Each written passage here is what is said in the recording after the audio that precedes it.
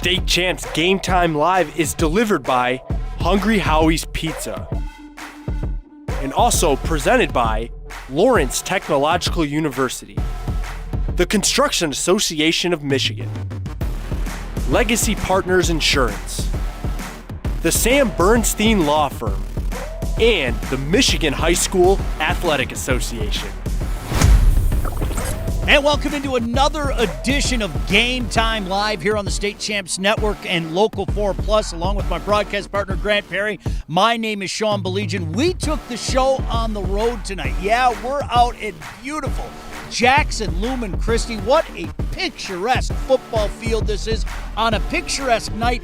Grant Perry, it says September. It feels like mid-October, and I'm not complaining one bit. Not one bit. Week 2 is here. The weather's beautiful. We're on the rooftop today, bringing all the coverage to you live. Excited to go for it. Should be a great one. And what a great matchup it is. I mean, you've got the defending Division 5 champion, Notre Dame Prep, heading in to take on the defending Division 6 champion, Jackson, Lumen, Christi. Let's start with the visitors from Notre Dame Prep. Yeah, and when you look at Notre Dame, the thing about Notre Dame is they got experience. They got veterans. We're talking with Coach this week. They got 19 returning starters. There are going to be 19 seniors in those starting positions. So they're going to lean on the experience today to guide them throughout the day. And I'll tell you what, they love their football out here. I got here about 2 hours ago. You got the tailgaters out there. You got the grills going. This is a fantastic environment for football, and it's going to be tough for anybody to come in here and play this team. Absolutely. And when you look at the other side of the ball for Lumen Christi, they actually are a little bit less experienced, a lot more younger guys. I think they have 14 total seniors on their roster. There's a lot of question marks on both sides of the football for Lumen Christi. We're going to get answers today. Friday Night Lights in Jackson. So glad you can join us on the State Champs Network and Local 4 Plus. Don't you go anywhere. We'll have the kickoff coming up.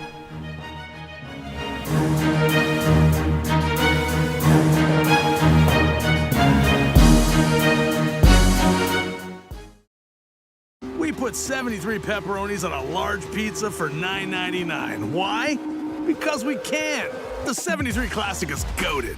We don't skimp on the Roni just to save an extra buck on our end. Who does that? We're out here packing Classic Cup pep into every single bite.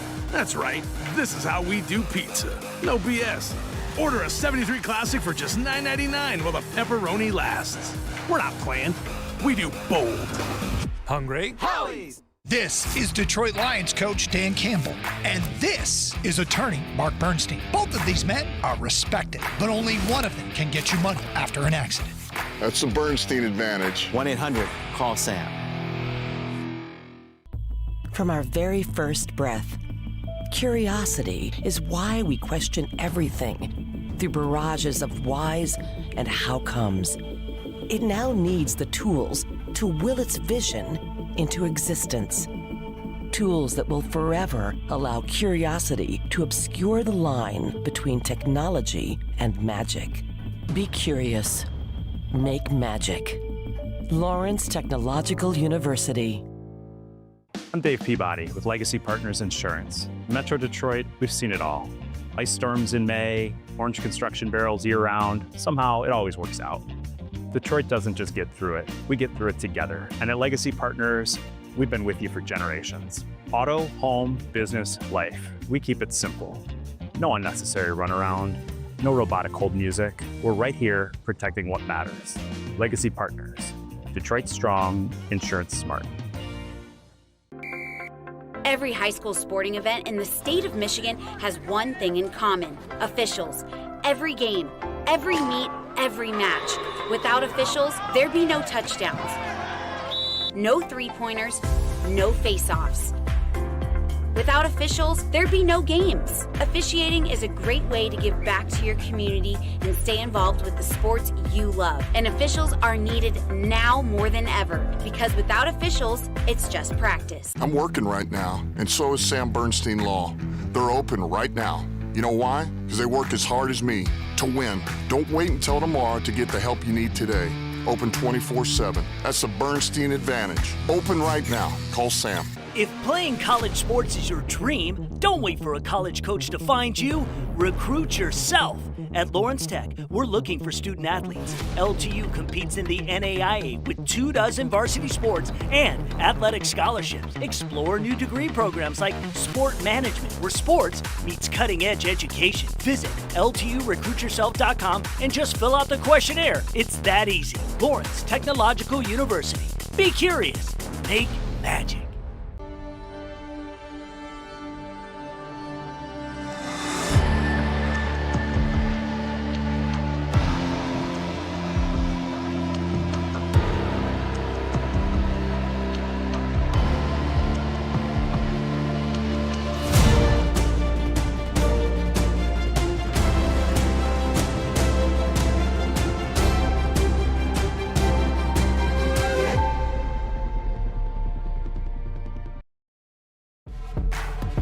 State Champs Game Time Live is delivered by Hungry Howie's Pizza.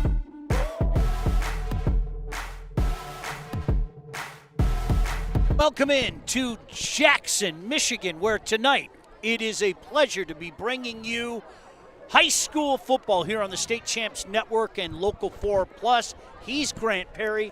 I'm Sean Belegian. Grant, this is a special place. I am really enjoying this. So, folks, I hope you can get the full view, and we have a great staff here. The crew, second to none. But this is a football field basically with woods all around it. A really cool venue. Yeah, this is. It's looking like your typical Friday night. If you go tonight, get a good night's sleep, and you envision what a Friday night would look like, what kind of atmosphere it would be. You'd envision Lumen Christi here, and especially with the matchup we have here ahead of us. This game last year was a really good one. Should be the same here this year. Grant, how often do you see two defending state champions face off in a game like this? It doesn't happen very often. I mean, you'll see a Division I take on Division I, occasionally a 2 or a 3, but two defending state champions taking on one another tonight. I think our viewers are in for a treat. A real treat. Division 5 in Notre Dame Prep and Division 6 in Lumen Christi. Like you said, Sean, there's not many times we get an opportunity. And this early on, week 2, are you kidding me? After the PKC, we're getting introduced to this. I mean, we're in for a treat here this afternoon. Both teams are filled with veterans and leaders. Really should be a good one out here. Well, Lumen Christi Titans just took to the field, and the home crowd serenaded them. They've got their gold helmets, that Kelly green type jersey, the gold pants with the white numbers. I'm not going to lie to you, folks. Grant and I were terrified a little while ago because you saw Notre Dame Prep out, the Fighting Irish, and they had on their practice gear. And they had on all white and that light yellow. And we're going, please don't run out here with those light yellow numbers, please.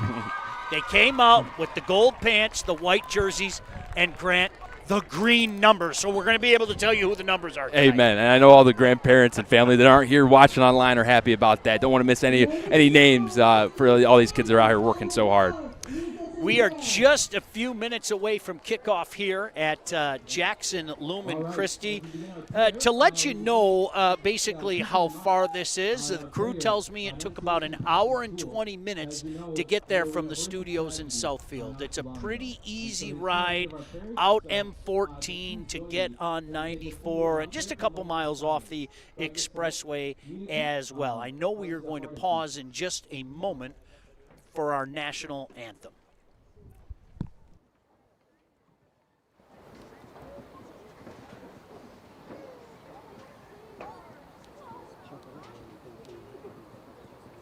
And so we lift them up in prayer through the intercession of our Blessed Mother. And as we pray, we hear from the book, from the letter of Hebrews. Therefore, since we are surrounded by so great a cloud of witnesses, let us also lay aside every weight and sin which clings so closely, and let us run with endurance the race that is set before us, looking to Jesus, the founder and perfecter of our faith. And so we pray, God of all the angels and saints in heaven, I ask you surround this field with a great cloud of witnesses in heaven, that they may spur us on to greater zeal to run the race of faith. Look down on all of us here, and by your Spirit we ask that you bless these athletes, keep them safe from injury and harm, instill in them respect for each other, and reward them for their perseverance. We dedicate this entire evening to you for your greater glory, and we ask that you lead us all to the rewards of your kingdom. and through the intercession of the Immaculate Heart of Mary, may Almighty God bless us all in the name of the Father, and of the Son, and of the Holy Spirit. And the people said, Amen. As we stand respectfully, we ask that you pay honor to America and the men and women who serve protecting our freedom as the band plays our national anthem.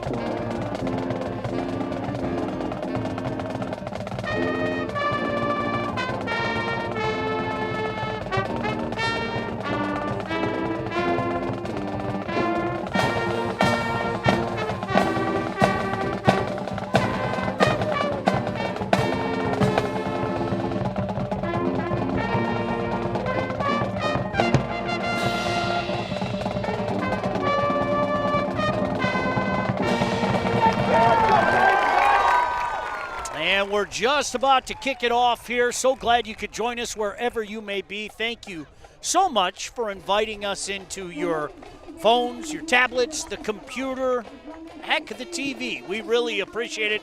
Along with my broadcast partner, Grant Perry, Patty Cesarini will be down on the field as well, letting you know what's going on down there, having some conversation with the coaches, et cetera, et cetera. But Grant, a packed house, a lot of energy in the air tonight. This is going to be fun. It is. And you can really kind of get a good gauge on how the atmosphere is going to be before you even enter the stadium. If it takes you a moment to get in, if parking's a little difficult to find, and if the concession stand lines are flowing already at 6 p.m., you know darn well this is going to be a heck of a turnout. We get here early. I'm going to echo my broadcast partner's points. We get here very, very early, and we had to park very, very far away. As a matter of fact, I'm going to ask Kevin from the State Champs crew if he can pick me up to drive me to my car at the end of the night. No, I joke, I kid. We're about to get this one started. Lumen Christi is set to kick off. Once again, the Titans in the gold helmets, the green jerseys, gold pants with the white numbers, and then you've got the Fighting Irish with the gold helmets, the gold pants, the white jersey, and the green numbers. Just a classic look. Can't help but think of Notre Dame, Grant Perry. Mm-hmm, absolutely. Fighting Irish, man. So the Titans and the Fighting Irish about to kick this one off. Defending Division 5 champion, taking on the Division 6 champion. Doesn't get much better than that. About to kick this one off, and we are underway as that kick goes far side of the field, taking about the 8-yard line. Makes a cut at the 20. Look out, space, 30, 40. Makes another cut, gets outside. Nice return, close to the 50-yard line. That is the junior fullback linebacker, Jake Content. So they're going to mark that. Boy, Grant, they're going to mark that right at the 50-yard line. A heck of a return to get things started. Really good job. He saw the seam and hit it, got right up the hash down the sideline, setting up this Fighting Irish offense here with great field position right at midfield. That was Josh Laura, the wide receiver cornerback as well. 1st and 10 right at the 50-yard line. Great start for the Irish. Going to keep it on the ground. Look at that defense. A big wall of green. Nothing doing. That's going to go in the books for a loss. Absolutely. And today for Lumen Christi, their identity on defense is going to have to be led by that D-line and those linebackers. They're going to be tested today by this offense of the Fighting Irish. 2 receivers split near side, 1 far side, shotgun formation. That is senior quarterback Sam Stowe swinging it out of the backfield. Some room near side, gets the edge, makes one man miss, runs over another man, close to a first down. As is, Grant, it looks like this is going to be a 3rd and 1 situation.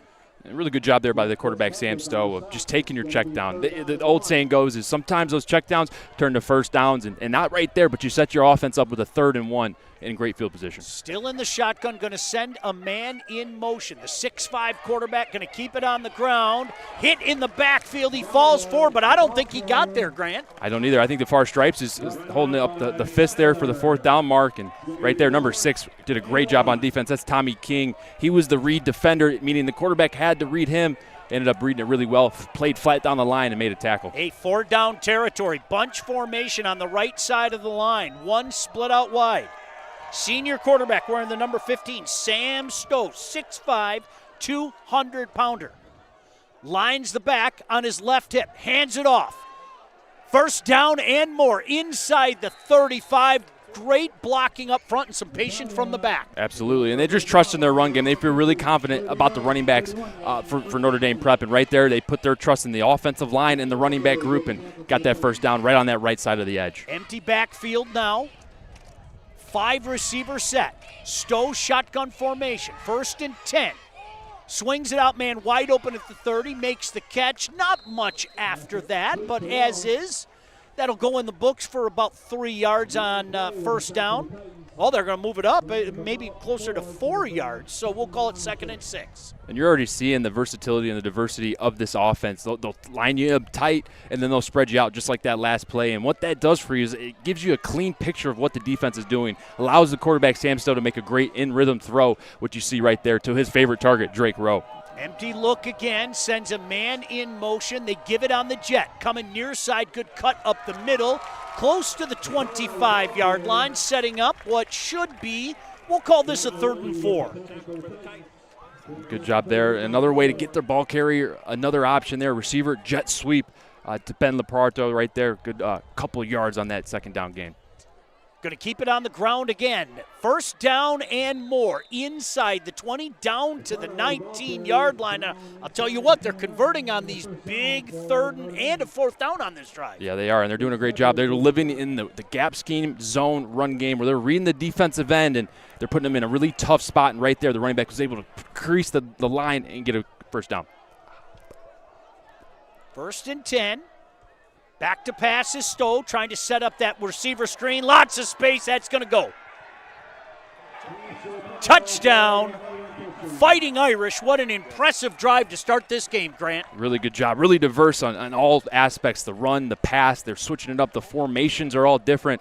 And right there, good job of getting their skill player in the open space. A little tunnel screen to Ben Leparto right here. And you're going to see tunnel screen. And all these linemen that you see are going to get out and go and get and block. Good job there. Good block on the corner. And then it's off to the races. And Ben Leparto there with the touchdown score, putting the Fighting Irish up here early in the first. Snap is down. The kick is up. And the kick is good on the extra point. So how about the Fighting Irish coming right down the field and taking care of business? Hey, Hungry Howie's is a great partner of the State Champs Network, Mr. Football and Anvil Awards.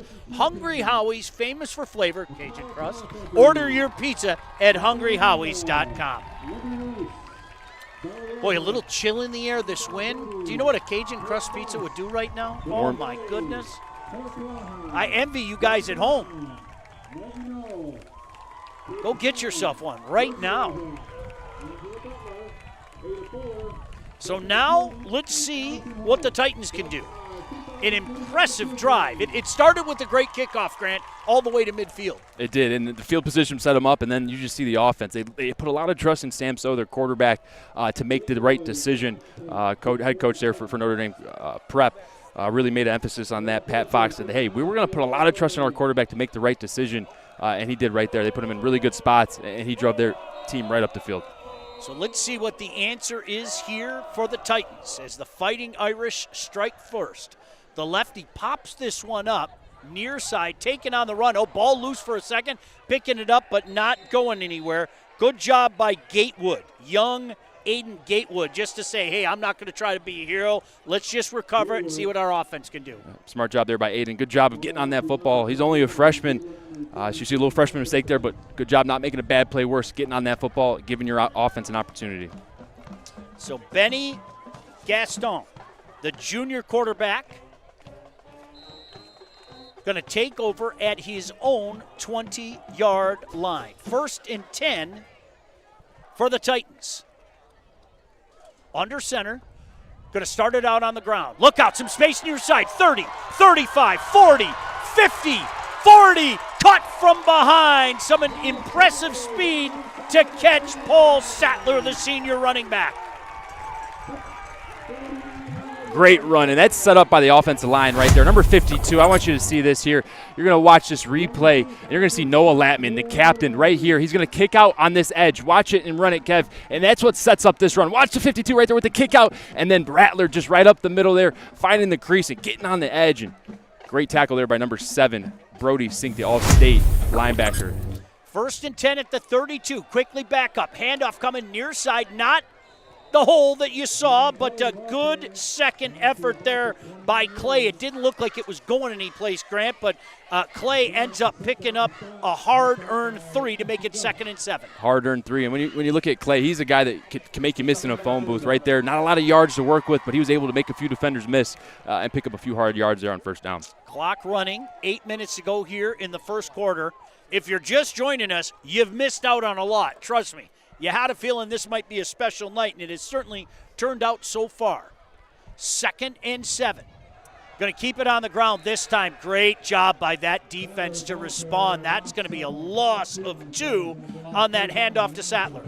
Great job out there by number 88, Owen Foster, getting in on the backfield and tripping up the running back there. Good tackle for loss, making this a 3rd down and long. So big play here. In case you're just joining us, the Fighting Irish went for it on a 4th down in Titan territory, and they converted. Might we be in 4-down territory here, as it's a 3rd and 9 from the Fighting Irish 31-yard line. Shotgun formation this time. Going to pitch it back. Makes one man miss. Can't make the 2nd, 3rd, and 4th miss. Bottled up. Grant, that's going to be another loss, as a matter of fact. This is going to set up what should be a 4th and 11. We'll call it 4th and 11 unofficially. And what was just a couple great plays there, 2 plays set you back. And both plays there made by Owen Faulkner, number 88. Great job of setting the edge, a little pitch to the edge. And Owen Faulkner is there to make it turn inside to his help. And that Fighting Irish defense was able to rally to that football. Well, you had a feeling this was 4-down territory. That's exactly what it is. Let's see what they dial up here. 4th and 11 from the Irish 33. Benny back to pass, has it batted down, and how about this Fighting Irish defense? A big stop to give their offense the ball back. And you want to talk about making another play. Owen Faulkner again, 3 plays in a row. Talk about effort. Gets in the backfield and gets a PBU from that defensive end position. That's 3 great hustle plays there by that defense, but in particular, number 88, Owen Faulkner. Hey, at Lawrence Technological University, your vision of competing in scholarship-level college athletics can be your reality. LTU offers varsity sports for men and women while studying for a world-class undergraduate degree. Scholarships are available at lturecruityourself.com. So Stowe and this offense take over on their own 33, leading 7-0. Going to keep the ball on the ground, trying the meat of that line. A good second surge. It didn't look like that was going anywhere, Grant, but they end up picking up 2, setting up a 2nd and 8. And the thing to keep in mind here today is the tempo. Notre Dame, they pride themselves in their offensive identity of being tempo. They want to get back on the football and tire out that defense. Throughout this game, keep in mind that the tempo that Notre Dame uses, try to use that to their advantage. Stowe in the shotgun on this 2nd and 8. 4 receiver set. Swings it, just a slant. 1st down and more. Past the 45, up to about the 47-yard line. And that was caught there by Drake Roa, number 10, 2-year starter, 2-way player for them. Great job by the quarterback. Easy read, a little inside run. And if that linebacker bites down, he's taught to throw that ball right over the middle. He does a great job finding Drake Rowe, number 10. This offense is feeling it early. They are. You can tell. They are in a good rhythm. 4 receiver set, empty backfield. They're going to try the jet. Not this time. Blown up Oh, baby, what a big hit all the way back to the 45. That's a loss of 3. And that right there, number 22, Jake Contant, following his block, watching the read and triggering on the football. Great job by the linebacker, number 22, Jake Contant. 2nd and 13 for the Irish. 2 receiver split far side, 1 near side. Sam Stowe, the senior quarterback, looking over that defense. Back to pass. They try to set up a screen. That's blown up again. You think this defense is fired up? Take a look at that. They're fired up, and that's Broden Burgess right there getting in on the play, number 23. And when your offense isn't clicking or they stall out, defense has got to pick it up. And right now they're doing a great job of getting Notre Dame behind the sticks, setting up here with a 3rd and looks like 15. 3rd and 15 it is. 2 receiver split far side, 1 near side. Stowe, shotgun formation. Titans rush 3, swing it out of the backfield through the hands of the intended receiver. I'll tell you what, Grant, not to make an excuse, there's a sliver of sun on that side of the field. I wonder if he got blinded for a second. The ball went right into that little patch of sun, and you got to imagine that played a factor. And having been a receiver and dealt with sun and dealt with shade, you definitely want to be in the shade. That sun can really affect the concentration on a catch, and got to imagine right there it played a role. So, leading 7-0. The Irish are forced to punt. Give the Titans credit. That defense really toughened up. Short punt. That's going to go out of bounds at about the 34-yard line. So that'll give this Titans offense a chance to get things going. They had a nice drive going, Grant, until it kind of fizzled around the 30-yard line of the Fighting Irish. Yeah, and they got to get things going there. They had 2 great plays, but then 2 plays that set them back. They're doing a good job of running in between the tackles. They're getting physical, and they're matching physicality. Look for them to run in between the tackles, especially that left tackle, the captain, Antoine Baker. 2-year starter for them, a guy that they really pride in getting behind and letting him lead the way. 4:33 to go here. Swift moving first quarter. Nothing fancy here, lining up in an I formation. Man in motion from the far side to near. The give is to the deep back, trying the meat of that line. Nothing doing up there. And that's Henry Ewells right there, number 72, the 2-year starter, 2-way player. Does a great job of fighting through the line of scrimmage. Is 6'3", 225-pound D lineman, showing his physicality on that play right there. Gain of about 1. We'll call it 2nd and 9 for Lumen Christi at their own 36-yard line. Boy, what an atmosphere here tonight, folks. This is really cool. This Jackson community, like, full shout-out for them coming out in mass to support their hometown team. Shotgun formation. Looking left, throwing left, ball batted up, but caught.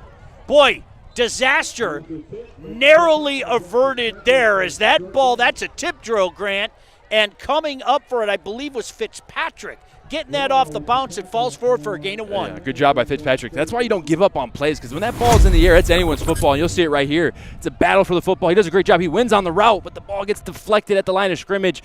Again, I think that's Owen Folsner, and right here you see him fighting for the ball. Number 8 is well in on the play, Lucas Catula, but right there, number 4, Fitzpatrick comes away with it. Do you ever do that as a wide receiver when the ball got tipped, you just push the other guy away because you can? Yeah, absolutely. There's no pass interference. Yeah. All rules are off. You have as much right to that football as you can. Trip receivers near side, now add a 4th. Looking near side, he's on trouble, and down he goes. Back at the 25-yard line. This Fighting Irish defense steps up again on a big 3rd down. Yeah, they do, and great plays right there. Number 7, Brody Sink with the tackle, all-state linebacker receiver, did a great job, but also number 88, Owen Folsner. He's called his name a few times, but he did a great job of chipping number 7, the receiver, Aiden Gatewood, that was trying to get to the flat, knocked him down, and the quarterback had nowhere to go. Sink, the 6'3" senior. You'll see him at safety. You'll see him at wide receiver. Does a little bit of everything for this team. So the Titans forced to punt. Token pressure comes in, nothing too serious. Big punt taken at about the 35. Fumbled and recovered by the Titans. How about that? They needed a break. It just seems like Ashton Gus kind of lost it for a second there, and it rolled right back to the hometown team. Yeah, and it was right in that same spot that the receiver on the last drive dropped the pass. We're going to check it out here. And number 80, Owen Powers, comes up with it. We're going to see here, right here, just trying to catch the ball. Check out the technique. How are the elbows? He's just a bit short, leaves it short, and great hustle by the punt team. And again, all three phases, the defense is showing up for Lumen Christi, and right there the special team shows up. Well, let's see. Oftentimes after a big turnover, a team goes for some quick change. Let's see what they elect to do here. They're going to keep the ball on the ground. Nice cut there. He's gone. 15, 10, 5, touchdown. Boy, Sattler is explosive. We saw the long run on the first drive, and that's quick change, but not the way you thought it would be, Grant. Not at all. And quick change, you usually see a deep shot, a play action of some sort. But right there, they trust their O-line and they trust their running back. Did a fantastic job. Number 5, Paul Sattler, breaks through the line of scrimmage and does a fantastic job. Great touchdown there. Way to respond. The special teams gets the fumble. Offense puts it in the end zone. And we're going to check out the run right here. Look at this left side here. 2 pullers at the point of attack, and all you got to do is get skinny. Great footwork there by Rattler getting through the line of scrimmage. And once he's free, you can kiss him goodbye because you're seeing those Nikes from behind right there. Good touchdown for Lumen Christi. Wetzel on for the point after. Snap is down, the kick is up, and the kick is good. 7-7 with 2:07 to go here in an exciting first quarter so far. So glad you could join us wherever you may be tonight on the State Champs Network and Local 4+. Hey, there's always help wanted when it comes to high school game officials. Every year, over 1,000 new officials are needed. Officiating is a great way to stay in shape, stay close to the game, and so much more. Log on to mhsaa.com for more info. Grant, there's so much going on in this game. You able to catch your breath? It's one of those starts so far. It is. If last year was telling you anything, you had an idea that it looked somewhat similar to this. Last year, Notre Dame Prep ended up getting the win 28-24. And this year it's trending right in that direction. A close game here. What phase is going to win? Offense is looking like the better side right now for Notre Dame. Defensively, some good stops there for Lumen Christi. And you got to give them the nod on the special teams fumble recovery for Lumen Christi. So right now, 2 out of 3 phases for the home team in Lumen Christi.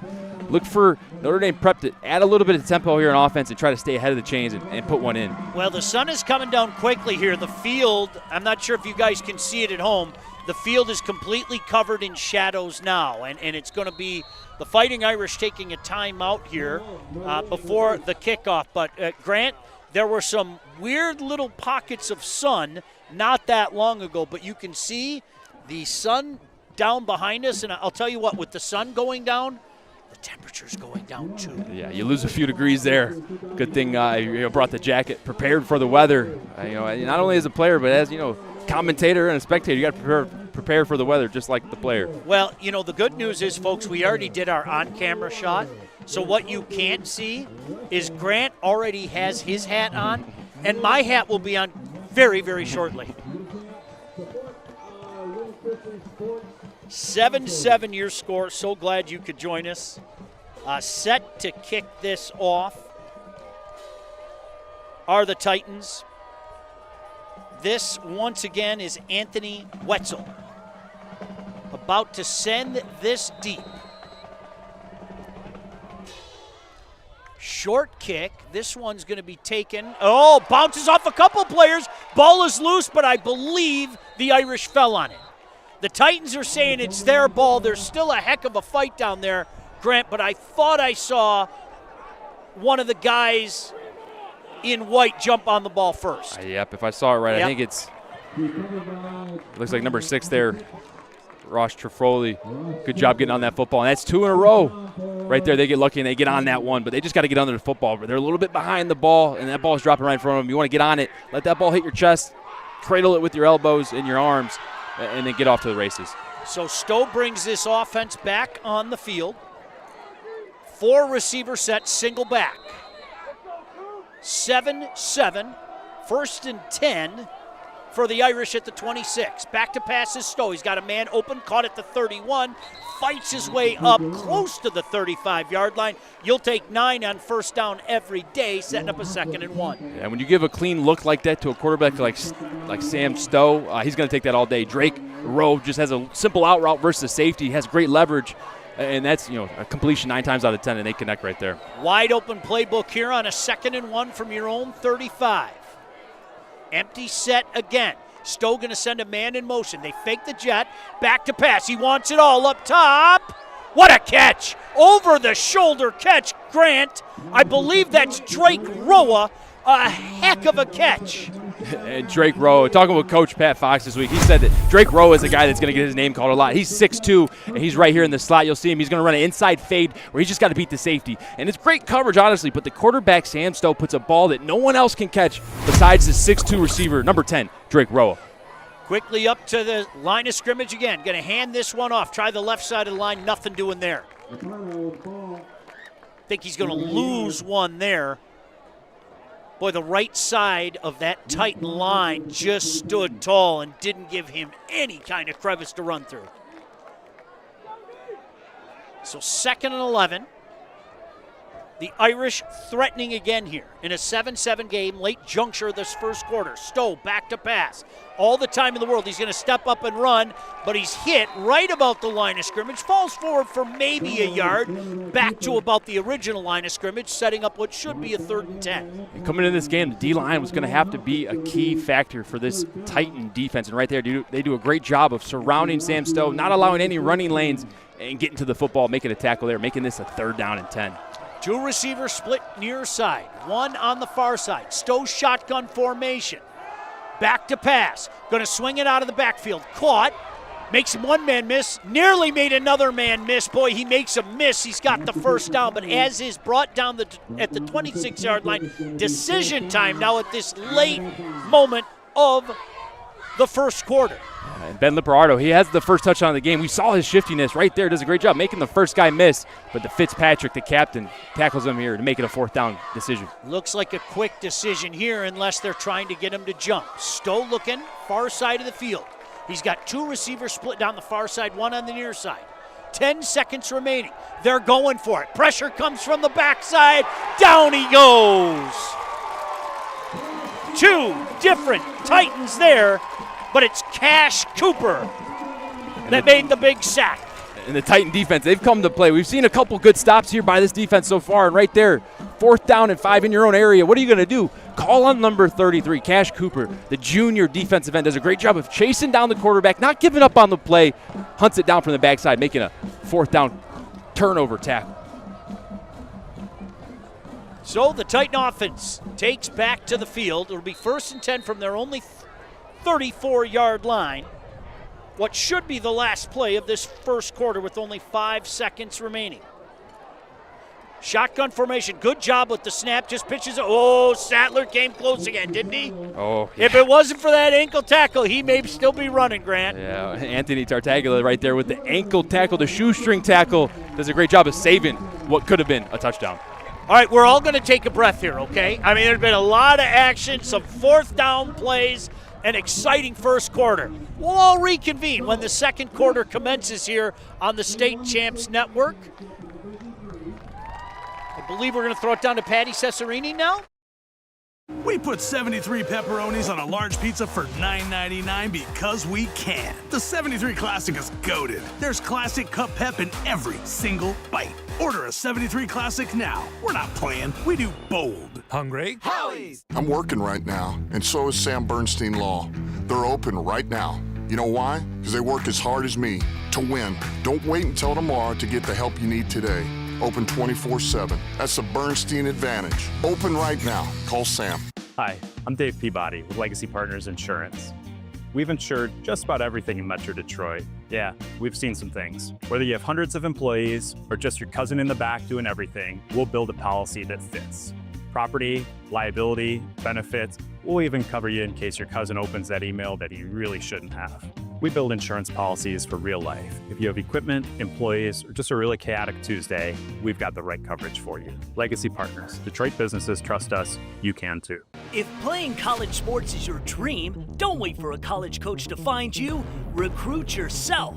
At Lawrence Tech, we're looking for student athletes. LTU competes in the NAIA with 24 varsity sports and athletic scholarships. Explore new degree programs like sport management, where sports meets cutting-edge education. Visit LTURecruitYourself.com and just fill out the questionnaire. It's that easy. Lawrence Technological University.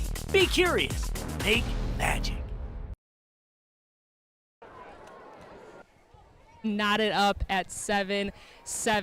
Now, when we talk about this game last year, Lumen Christi just simply of a ball game this was. And coming into this game here tonight, after talking with both coaches, Notre Dame Prep, they're looking to pack the line of scrimmage, play real physical, stop the run game, and Lumen Christi, well aware of that. Coach Brogan told me we need to be able to handle their pressure. Their defense flies at you from a million different angles. They also want to be able to slow down Sam Stowe. Now, Lumen Christi with that the other week when they played Montini Catholic High School out of Illinois, going up against one of the best quarterbacks in the country. Now up against Stowe, he's going to have that quick trigger with the run-pass option. Back up to you guys. Great job, Patty. Appreciate you. Hope you're staying warm down there. She looks like an Eskimo down there. Look at that. Look at, she's got like 15 coats on. Stay warm, Patty. That's the most important thing. Yeah, the temperature dropped. The good news is the wind did subside a bit. Lumen Christi with a 2nd and 7, I formation. Little trickeration here, coming far side, not a lot of room, maybe a hard-earned 3 yards there. Setting up Grant, this should be, we'll call it a 3rd and 5. And Paul Sattler, man, he number 5, the running back, the senior, does a great job of making guys miss in close spaces. His footwork, his ability to make that guy miss that's right in front of him that should have the tackle is pretty impressive here so far. And his burst, man, you see it. When he gets that ball, he's usually to that 2nd level before he's touched. He's doing a good job here on the ground so far for the Fighting Irish. Going to be about 3rd and 5.5. Shotgun formation this time. Benny back to pass, throws near side, complete. 1st down and more into Irish territory. That's the freshman Aiden Gatewood making a play. And the freshman Aiden Gatewood getting his name called. Great job, a little out route. They ran a flood concept, so they're trying to flood the far side of the field. They do a good job of getting the levels. And Aiden Gatewood comes open, and a great throw there by the quarterback, Benny Gaston, finding his open receiver. And it doesn't matter. It could be a deep throw, short throw. You want to get the ball on him quick and let the playmaker make the play, and that's what they did right there. Another 1st down for this Titan offense. They set up shop now in territory. Look out! 40, 20, 10, 5, touchdown. Guess who? Paul Sattler, the electrifying senior for the Titans, hits pay dirt again. And we talked about the left tackle, the captain, Antoine Baker. They don't get their name called or their stats rang in the sheet much, but when you look at the film, they're what makes the play. And right here, we're going to check out this left side. We're going to get down, and kick out. And watch here. Watch this left side of the line. It's going to burst open a hole here, and Sattler's just going to find it, hit the hole, and get to that 3rd level. And I'm telling you, once he hits that 3rd level, untouched, it's goodbye, man. Great job up front by that left side of the line. Antoine Baker and Noah Lattman paving the way there for Paul Sattler. Wetzel converts on the PAT, so it is a 14-7 lead for the home team. Hey, football fans, the action doesn't stop after Friday Night Lights. You can keep it rolling with the State Champs High School Sports Show, covering all sports every Saturday morning at 10:30 on WDIV Local 4. Look, I already put it in to the powers that be. I want Professor Perry standing at a chalkboard for a segment diagramming plays for us. Are you up for that? Absolutely. Some of the stuff you do on social media, partner, is outstanding. I mean that. Well, I appreciate it. I love the game of football. There's so many intricacies and nuances. There's so many layers to it. So I love diving into it. Couldn't be happier doing it here at the high school level. So for the first time, the Fighting Irish trail tonight. 14 straight points by the Titans. It's been the Paul Sattler show. Their first possession, a long run to set them up deep in Irish territory, and now 2 touchdown runs. Yeah, it was interesting talking with head coach Herb Brogan for Lumen Christi. And they said this is the first time in 10 or 15 so years that they haven't had a true number 1 back that they feel like they can rely on. And they've been a committee thus far through these first 2 weeks, but hey, man, Paul Sattler is owning that role and showing why he is the number 1 back here. Short kick taken up just past the 35, maybe about the 36-yard line, and that's where this Fighting Irish offense will take over. Boy, heck of a start here tonight. This is, folks, I'm telling you, we've been fortunate, Grant, to be at a lot of places, and I'm not one that ranks of places, but I would put this atmosphere up here against any place we've been. It is really, really a cool thing here at this place. Stowe's going to keep it on the ground. Not a lot of room. Good second effort, though. Give that young man, Tartaglia, some credit. It looked like he was bottled up and he might be tackled for a loss, but he fought his way up for a gain of 1. And one thing you can't say about these two teams is the second effort. These guys are running hard, fighting for every yard out here. Stowe, the senior quarterback, claps his hands. Going to keep it on the ground again. Tartaglia, good hard run. Out past the 40, up to about the 47-yard line, a 3rd and 4 forthcoming for this Fighting Irish offense. Tartaglia running hard, running through contact, paved by that O-line. Right now it's a duel here between both teams on the ground. 2 receivers split near side, 1 far side. Shotgun formation, fake the handoff, coming near side with the screen, just couldn't pull it in. That was Drake Roa. Had a block out there, Grant, just couldn't pull it in, and Irish are going to have to punt. Yeah, and a great play there by the sophomore defensive back, number 23, Broden Burgess. Sees the screen, has to beat the receiver block, does that, interferes with the catch, does a great job of getting that PBU and getting his defense off the field. So it's certainly in the battle of momentum, the home team is taking it back and then some. A couple touchdowns, low snap, good job getting it away. Are they going to say his knee hit? Yep, oh, sure goodness are. gracious. What was that I was just saying about momentum? Hey, it has a funny way of showing itself and tends to lean with the home team, especially when you're rolling. Right now they're rolling. Hey, the Construction Association of Michigan provides a vast array of resources, services, information, and training to our diverse membership in Michigan's construction industry. Go to buildwithcam.com for more info. Well, this red-hot offense, led by this electrifying senior running back, Paul Sattler, takes to the field. Great field position. The plus 29 to start this drive. My goodness. Flags fly. I think you got a false start. It's exactly what it is. Yep. A little pre-snap penalty. You see those more often in the beginning of the year versus towards the end. Those are things that, coaches hate. How are we getting penalties when the play hasn't even started? Well, you got to get the quarterback to understand, hey, we got to give everyone on this O-line, receivers, running backs, at least a second to get set right there. He gets to the line, snaps it a little too fast, causing that 5-yard penalty. So 1st and 15 now from the Fighting Irish 34-yard line.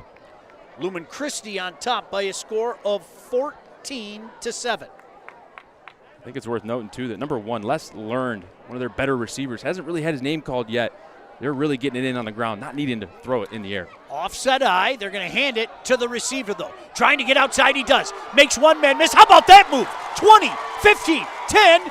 Brought down from behind at the 8. But Johnny Walters showing a little shimmy out there, Grant. And Johnny Walters, and you might hear the crowd cheering a little extra. He's got a great story. He's been battling through injuries for the past 2 years. Sophomore year, it was a collarbone. His junior year, it was a knee. This year, it's nothing but, hey, green grass and let's run right. And right there, he does a great job of getting that counter, the jet sweep on the perimeter. Does a great job of making a guy miss and showing that he is healthy and good to go for this Lumen Christi offense. 1st and goal for Lumen Christi at the 7-yard line. Going to load it up in the backfield. Send a man in motion. Keep it all in the backfield. The handoff to Sattler. Look at him put his head down. Dive till the goal line. I think he got to about the 2. In this game, it's all about the battle up front. As you know, it's a run game, heavy emphasis on that. And the team that's going to have the better day usually tends to come out on top. And right now, Notre Dame Prep has no answer, but in between the tackles, they're running counter, power. They're getting more guys pulling to the front side of the run. And right now, the Titans are driving. 2nd and goal from the 2-yard line. Lumen Christi up 14-7. 2 straight touchdowns. Looking to make it 3 straight. Again, handoff, Sattler touchdown. There's those big boys up front you were talking about, Grant Perry. Yes, it was. It starts up front. They got 2 captains on that O-line, and that says a lot about your identity. And there was question marks. There's only 14 seniors on this roster, so they had a lot of question marks on what are they going to be? What's our identity? What are we going to live in? And right now, so far, week 2, and they're living by the run right here. Watch this side. Watch these 2 guys. Watch them make a wall here and run it, Kev. And then the running back, Sattler's just going to run right up inside. Look at that. They dominate that side of the ball, making it an easy read for the running back, Paul Sattler, and man, this O-line, this running back room is having a day here so far in this first half. Wetzel on for the point after. The snap is down, the kick is up, and the kick is good. I was never good at math, okay? Let me get that out of the way right now. But I believe for Sattler, that is 3 touchdowns in about 15 minutes. That's a pretty good average, Grant Perry. Yeah, it is, and they're coming off a season where they lost an all-state running back in Cadell Williams. So there's question marks, and right now, Paul Sattler's saying, hey, I can replace and refill that role, and he's having a big day here so far in this rematch. 3 straight touchdowns for the home team. After a great start, I might add, by the visitors from Notre Dame Prep. You know anything about Notre Dame Prep, folks, we're going to say it again, championship pedigree. There's going to be no hanging of the head here. They're going to keep fighting. They're going to keep fighting, and we usually have the talk about, at the high school level, the teams tend to run the ball more, and they want to run it with 2 running backs and 2 tight ends on the field. They're usually a slower-paced offense. But Fighting Irish are in a good place because they're a fast, up-tempo team. So if there's a position that you need to be in to be up-tempo, it's when you're down 2 scores. So let's see if they try to use some of that speed to get back here in this game quickly. So let's see what they can do on this possession. Another short kick. This one's going to bounce dangerously. Breaking out of one tackle, breaking out another. Boy, nearly a step away from taking that a long, long way. Kind of a scary moment, but off the bounce, a nice return up to about the 43-yard line. Yeah, it's one of those returns where the ball bounces, you get it, but all the defense and the kickoff team surrounds you. They don't cover up the middle right there. Trefoli, number 6, does a great job of splitting the middle. All right, Stowe takes this offense back on the field. 2 receivers split near side, shotgun formation. Claps his hands together, back to pass. He's under pressure, looking near side. He's going to toss it, and that ball gets batted down.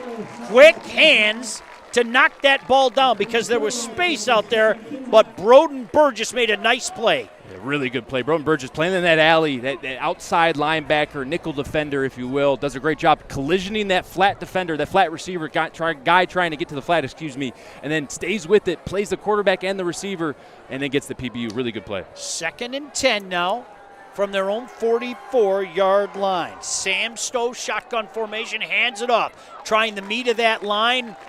Nothing doing again. Boy, they have really tightened things up, has this Lumen Christi defense. Yeah, they have, and we haven't called Brody Sink's name on offense here yet. He's a receiver that 6'4", 200 pounds, all-state last year. Look for them to try to throw his way to get this offense moving. He's right here, big receiver. Look for him to get an opportunity here soon to try to move these sticks. Near side receiver in single coverage. Man in motion from the far side. Stowe back to pass. He has time. Looks over the middle. Has a man crossing. Good route and a first down. Flag comes in late. I saw the hanky coming from the near side. I don't know what that's about. Good pass, good route, and for now, a first down for the Irish. We'll have to see what it is here, but yeah, like you said, great route, a little shallow route. Drake Rowe catches it in stride and picks up that first down, pending whatever the call here by the stretch is. Hey, if you're looking for a way to keep up with multiple high school football games on Friday night, look no further than the state champs score. You got live look-ins with touchdowns on big plays all in one show. It debuts tonight, 7:30, so join Ryan Slocum and Rob Rubik on the State Champs YouTube page and Local 4+. It's going on right now. It's going on right now. Shout out to my boys, huh? That one is going to go against the Irish, and that's a big, big penalty. Grant Perry, after taking a little bit of that mow back with that first down pass, now they're backed up all the way to their 30-yard line. And again, math not my strong suit, but I believe this is 3rd and 24. Yeah, when it rains, it pours, and right now, Fighting Irish can't get anything going, sitting here with 3rd and forever. 4 receiver set, single back. Stowe, shotgun. Claps his hands, back to pass. Pressure comes. He steps up in the pocket. He looks, nearly picked off. Nearly picked off. You could tell he didn't see Sean Walicki in there. Oh, my goodness. But again, hey, listen, this defense doing its job for Lumen Christi. They are, and right there, Sam Stowe, the quarterback, just does a little bit of too much of looking down Drake Rowe, number 10. Wanted to find his dominant receiver here so far, and the defense was all over it. He had number 8, open backside, Lucas Catula. I wonder if they're going to get to that sideline and discuss that and try to get that fixed here going forward. So they have to punt it away. Nice punt here. Fair catch called for and made at about the 36-yard line, and they're going to get some free yards there. When it rains, it pours. Right now, it's pouring for the Fighting Irish. Broden Burgess brought the ball in. He had clearly waved his hand, and they're going to tack on some yardage here. So 8:03 to go here in this second quarter. It has been all Lumen Christi, the home team, with 3 straight scores. And Grant, not just that, defensively doing some things as well to limit this dangerous Notre Dame Prep offense. Yeah, Notre Dame Prep had a great first drive, came out and looked like, hey, I mean, they might score every time they have the football. And Lumen Christi did a great job of coming back to the sideline, diagnosing what was going on, and they've responded defensively, holding the Fighting Irish out of the end zone after the first drive. So another possession with great field possession to start, already in Notre Dame Prep territory at the 48-yard line. Empty backfield with trip receivers to the far side, one to the near side. Shotgun formation. Benny back to pass. Looking over the middle. Great one-handed catch. Oh, baby. No. Tipping it to himself. No. Oh, they said no? Good. It's good. Yeah, it looks that's like a the ref. good catch. That's on me here. We're going to watch it. It's going to be the tight end running right down the seam, and the quarterback just trusts it. Gadsden just puts it up for his guy. Great ball. It's got to be over the defender's head right there, and good job of tipping it to yourself, big 3-1, and coming down with it. Great concentration and great catch there by Max Wachuskin. That is a sophomore that you mentioned. Hey, Grant, that kid tipped it to himself and was able to bring that in. Under center now, the dangerous Sattler in the backfield. Fake the handoff, it's a bootleg. 15, 10, 5, touchdown. Everybody had to be cognizant of number 5, and Benny Gaston said, hey, this is my turn, my turn. Yep. Benny Gaston calls his number, says it's my turn, and does a great job. They give you counter, they give you power, they give you all these different run schemes. And the goal as an offensive coordinator, as a coach, is to marry it up, to make them all look similar so that you can have a play just like this, which we call a quarterback sucker. Fakes the counter to the right, and then he's out the back door to the left. Great job hiding the ball. That's the number one part. You want to hide the ball on your hip and then be laid outside, lose ground to gain ground. And the captain, the junior captain, I may add, Benny Gaston, number 3, with the quarterback sucker for 6. Wetzel with the point after, and it is 4 straight touchdowns for this Lumen Christi offense. The first 3 by way of the senior running back, Paul Sattler. That last one, just a great naked bootleg by his lonesome with Benny Gaston. And watch this play. They're going to go all this way, all this way. You think the play's going right. Watch the defense. They're all going to flow that way. And look at the ball and the placement, the handling by the quarterback, number 3, Benny Gaston. Great job, and the patience, the charisma, just to stand there with your back towards the defense and then to roll out of it. The confidence, understanding, and knowing right there. That's why you marry up plays, because then you get the quarterback sucker in the red zone for 6, just like that. You know, I'm going to show my age here, Grant, but I remember a game when I was a kid where Michigan State was playing number 1 Iowa. They were number 1 in the nation, and Michigan State led the whole game. And the least athletic quarterback in the history of football, a guy by the name of Chuck Long, ran a naked bootleg like that late in the game to beat Michigan State. Mm-hmm. That was my first remote control broken, by the way. Oh, no way. That's why I remember it so well. You'll remember those, yeah, for sure. The list is too many now. I've broken so many remote controls. Wetzel to kick this off. This one goes a little deeper. Taken back at about the 19-yard line. Some space out past the 30. Finally brought down at about the 32-yard line. So that is where this offense will take over. An offense, let's be honest, Grant, that has got to find a little something right now as they are trailing by 3 touchdowns. They got to find something. And I'm dialing up this guy's number right there. Number 7, the all-state linebacker receiver. That's Brody Sink. You got to find a way to get him the football. He's in the boundary one-on-one right now. Wouldn't be surprised if they try to get him involved here early in this drive. Stow in the shotgun, 2 receivers near side, 1 far side. Going to keep it on the ground. The boy, he juggled the ball for a second, recovered, and ends up taking that very close to a first down. As a matter of fact, they say he got it. Well, you want to talk about making something out of nothing. That's a 10-yard run. Yeah, that is. And number 2, Ben Leparto there. Great job of concentrating on the football and then getting hard yards, picking up that first down.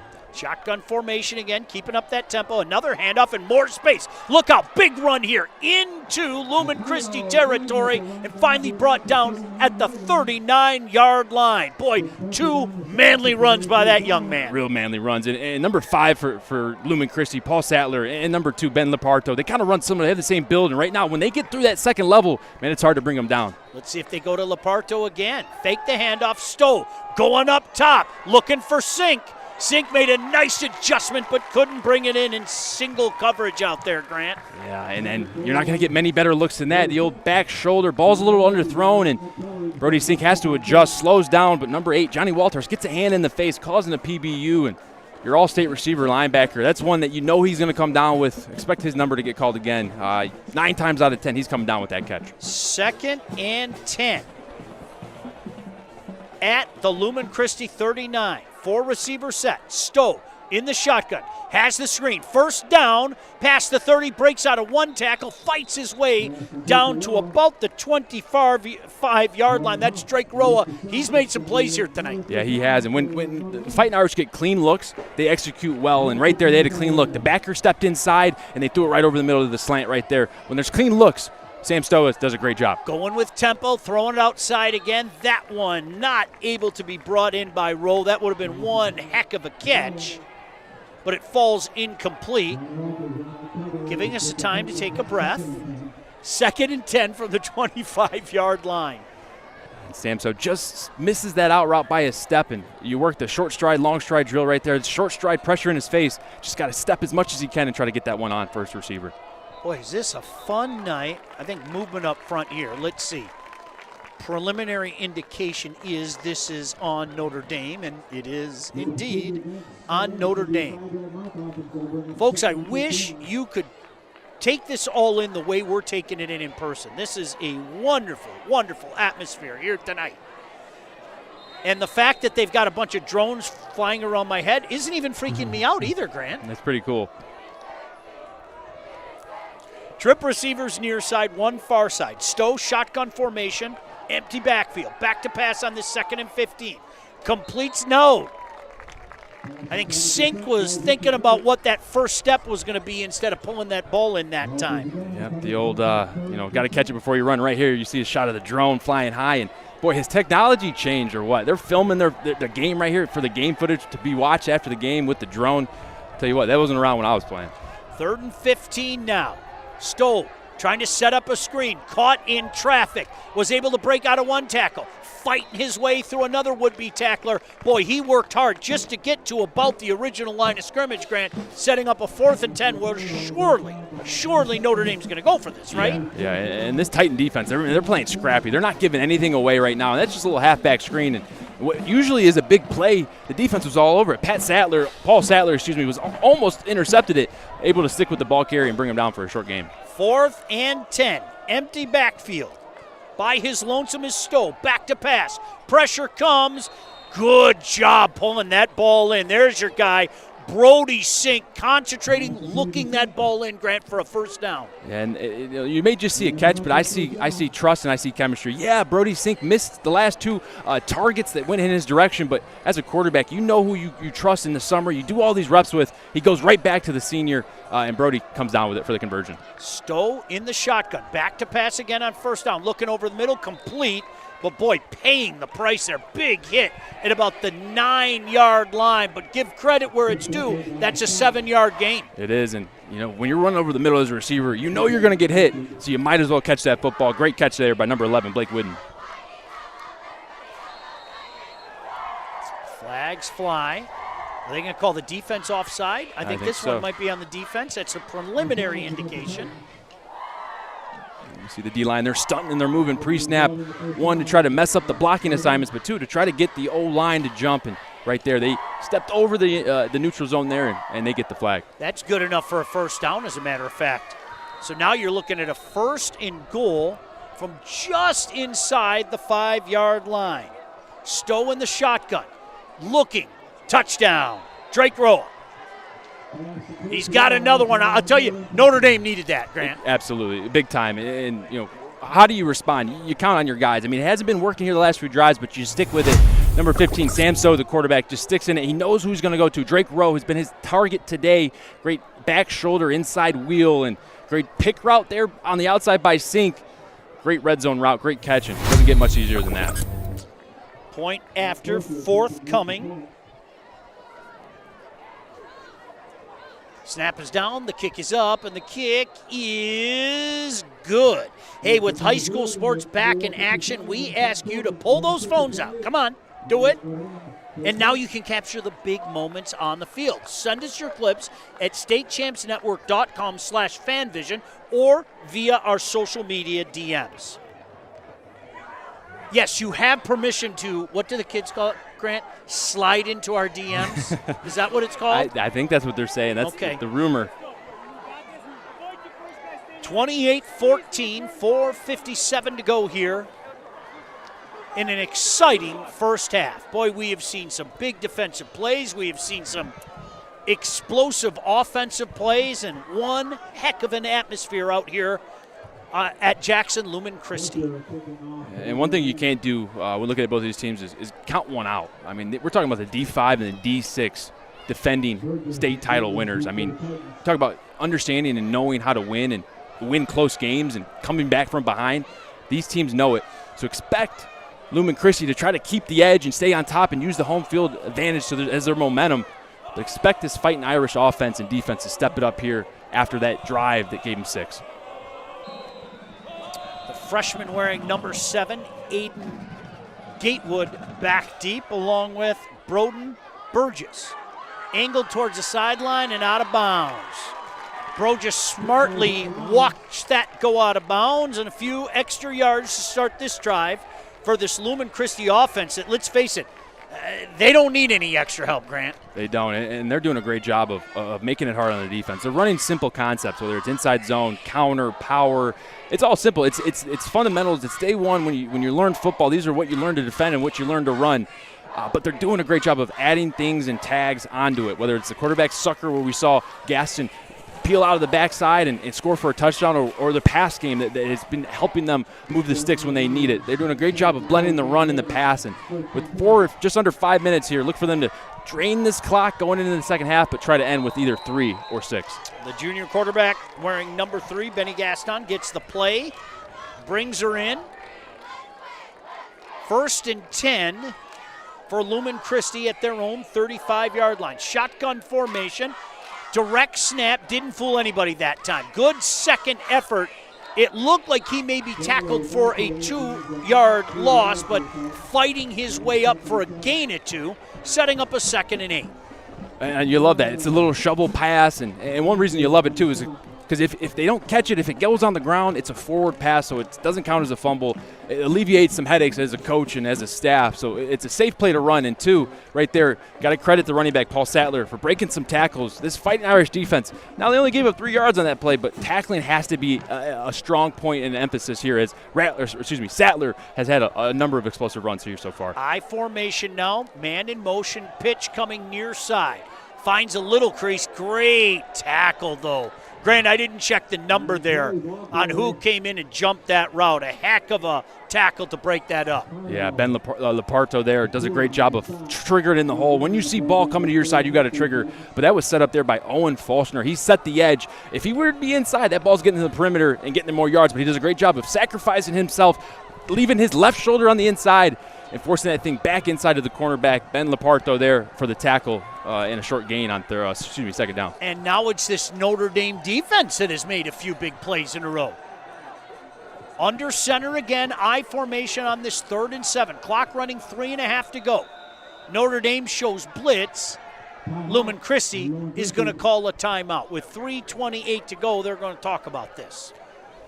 Coming into this game, I think the storyline for me was it seemed like the Fighting Irish for Notre Dame, they were coming in with more of a senior-led group, a little bit more experience, and talking with Coach, it felt like the Titans had more of a younger, only returning about 6 starters both sides, and right now those 6 starters for Lumen Christi are showing, hey, it doesn't matter. Maybe we didn't play a lot last year. We're coming to play this year. They're doing a great job. Just shows that sometimes when those ball players come to play, it doesn't matter what age you are. It just matters how hard you're playing. So a big 3rd down, forthcoming for the home team.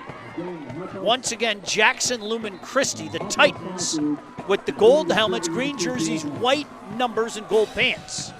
The visitors from Notre Dame Prep, gold helmets, white jerseys, green numbers, and gold pants. 3rd and 7 for Lumen Christi. Keep an eye out. Third down here, number 1 at the top of your screen right here. 7 catches, 113 yards last week in week 1. Look for him to be a playmaker here. Single coverage, looking that way. Gaston coming the other way. Oh my goodness, Sattler with a lot of room. First down and more. He's got blockers in front of him.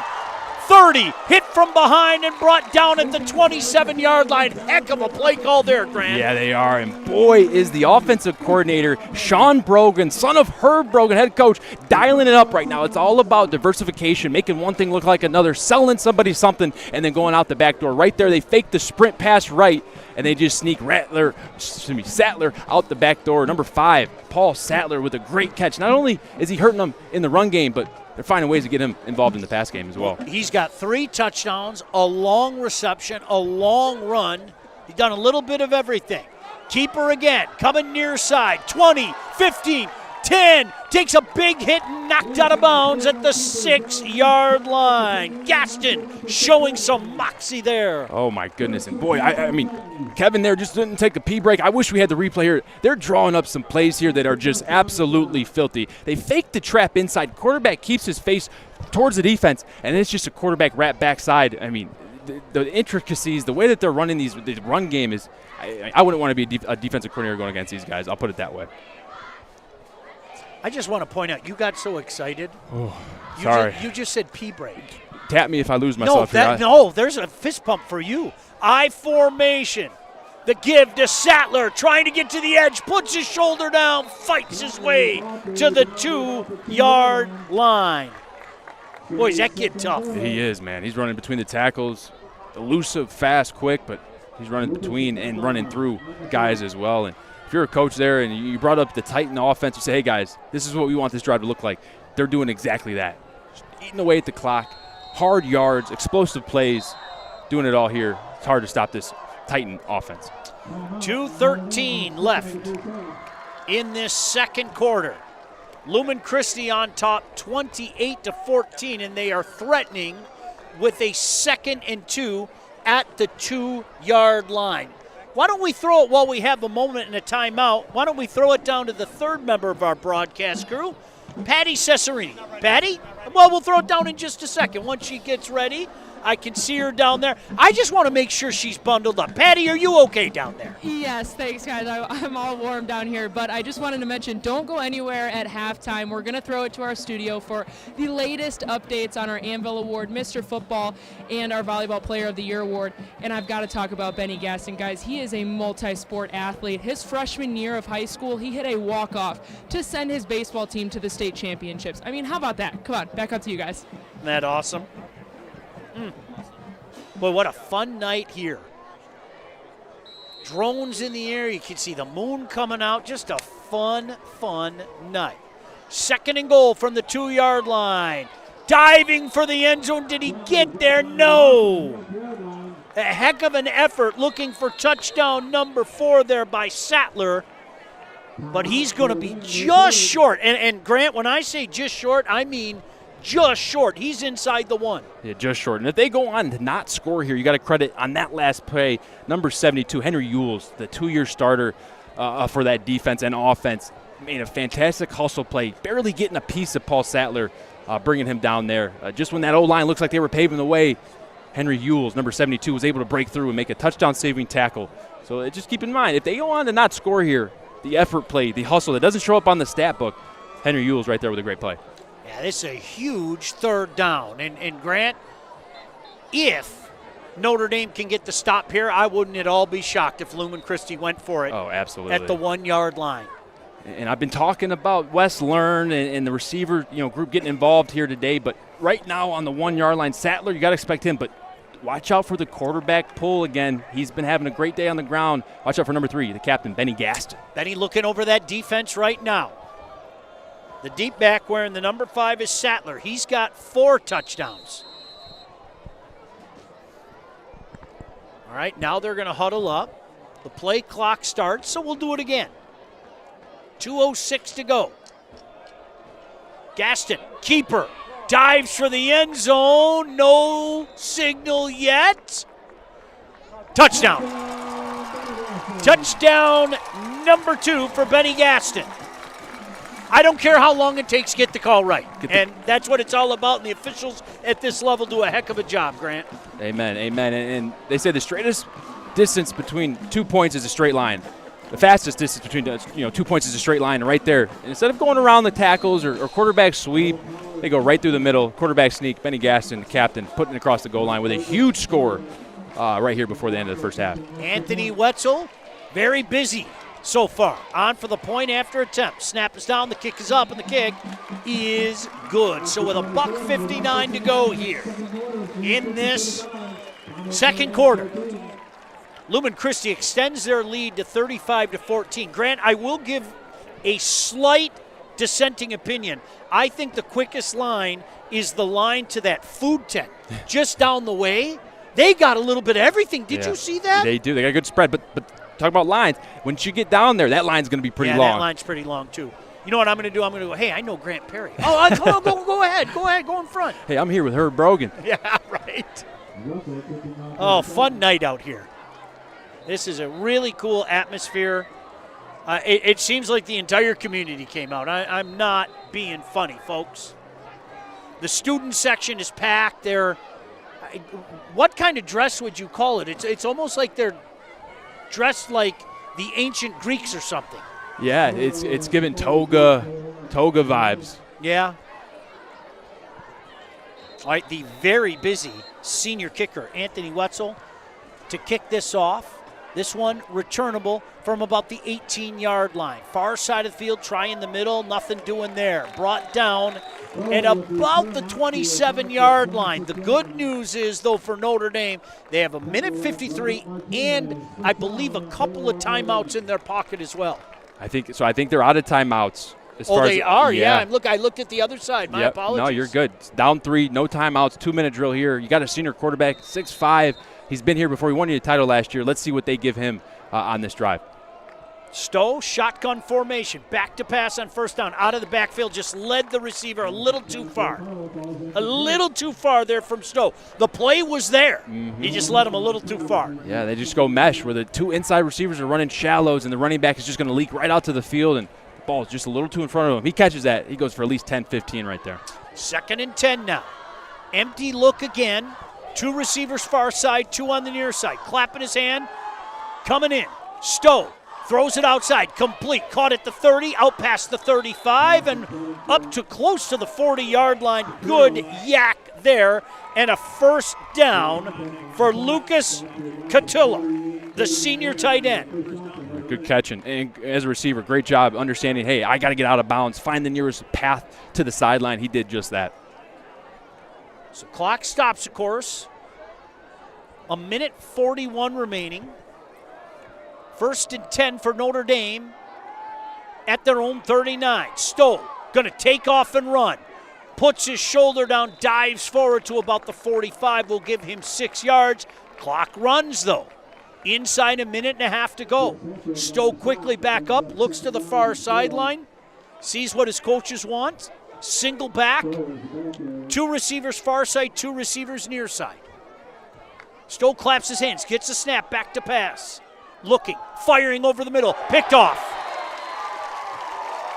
The pass was intended for Roa. I don't think he saw the safety playing center field. Yep, he didn't. And right now, this Titan defense is doing a great job of, if they take away Drake Roa, Sam Stowe just hasn't quite found the ability to get to that 2nd or 3rd read. And right there, he's going to eye down Drake Roa in the slot. And when you eye him down, you give the defense a little inside look into where you're probably going to throw that football. And right there, Sam Stowe eyes it down, puts it just a little bit over his head, not ready for the football, and a great interception right there by the defense. And I believe that's number 2, Amarion Clay, the senior defensive back, with the first half interception. Let's see what they decide to do here. They have 1:10, Grant, and 2 timeouts in their back pocket. They fake the handoff end around.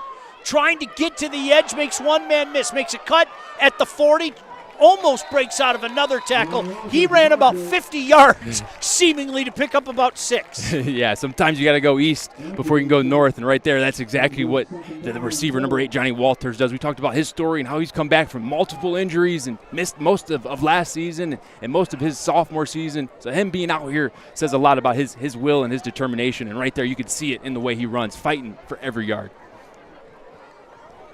Well, they're not going with tempo, Grant. It seems content that they might try to take this in. Maybe I spoke soon.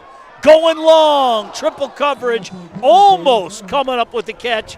Wes Learned. Yep, there we go. The first shot we get to Les Learned, and it was a middle of the field close look, meaning that there was one safety standing right in the middle, which usually tells you it's a zone coverage, maybe a cover 3, and right there, the ball just thrown right into the safety. The cornerback, Drake Rowe, number 10, did a good job of trailing Learned, number 1, and that's a tough throw to make. And if there's anyone that's going to make it, it's Wes Learned. I mean, he's 6'4", 6'5", big kid. So he gave him an opportunity there. When you're up 3 scores with 20 seconds left, you can do that. And he got away with one right there. 3rd and 5 from their own 43-yard line. Lumen Christi, 26 seconds remaining in this first half. Gaston, under center, going to hand it off. Inside handoff going nowhere.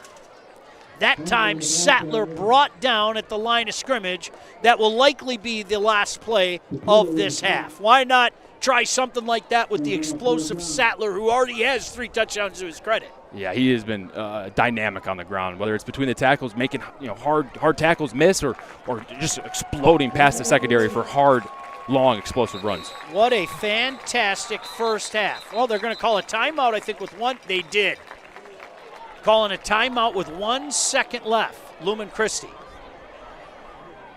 On a 4th down.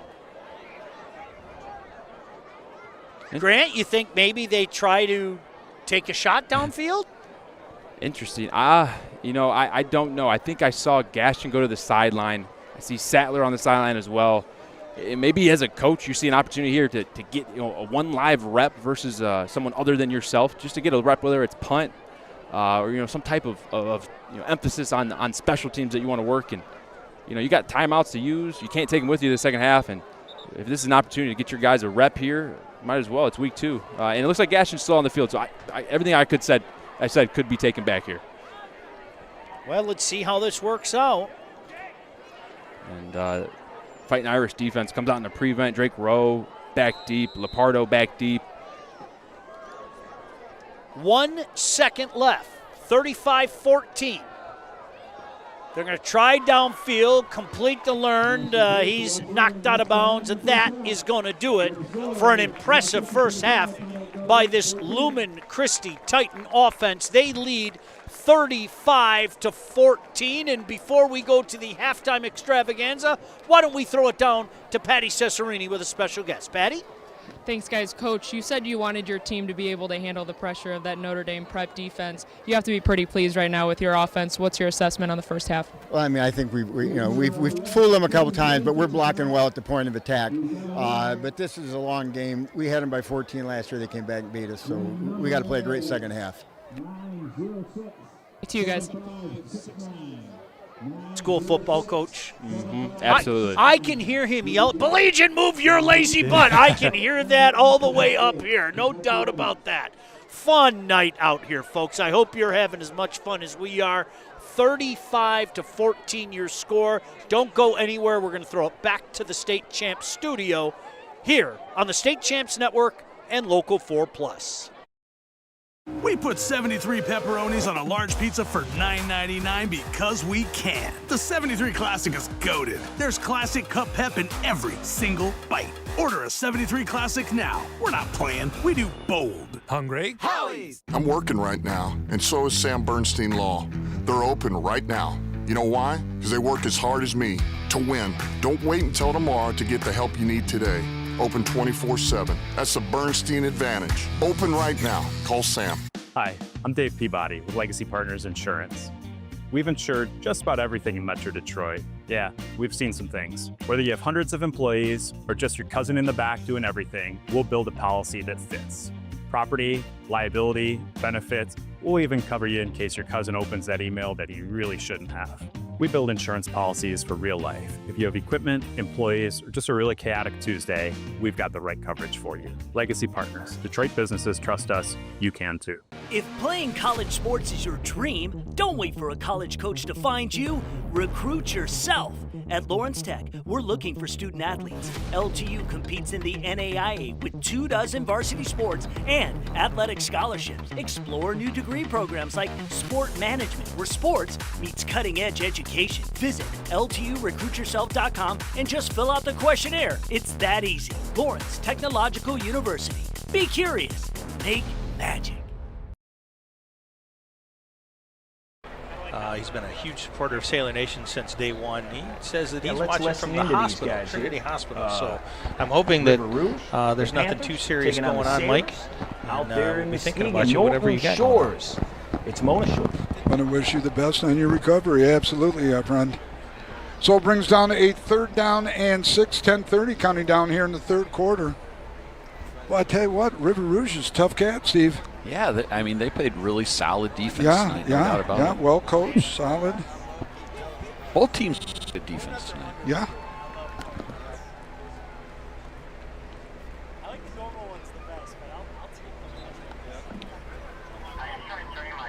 Timeout, Mona Shores. Looks like River Rouge was throwing a little confusion at Mona Shores, and so Coach Koziak just decided to take a timeout, make sure they're all on So the same we're going page. to take a timeout with 10:10 remaining here in the third quarter. Sailors with the timeout. We're going to give you a minute. Make sure you come right back.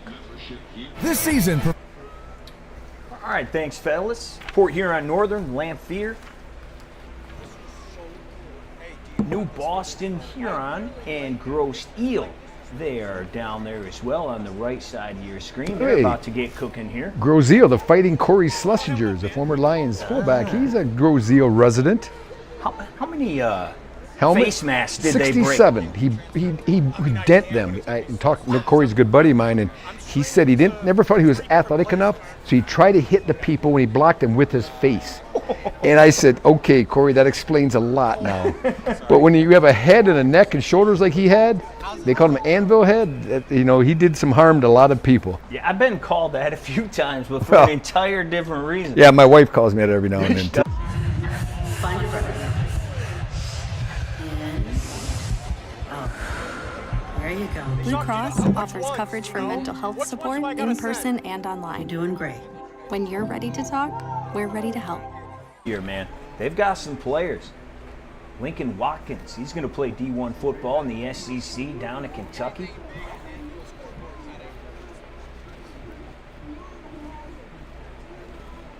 Lamphere, the Rams, as we said, double overtime win in week 1. Pine River and McBain, they're back at it. Third quarter action, just a minute in. McBain up 22-8.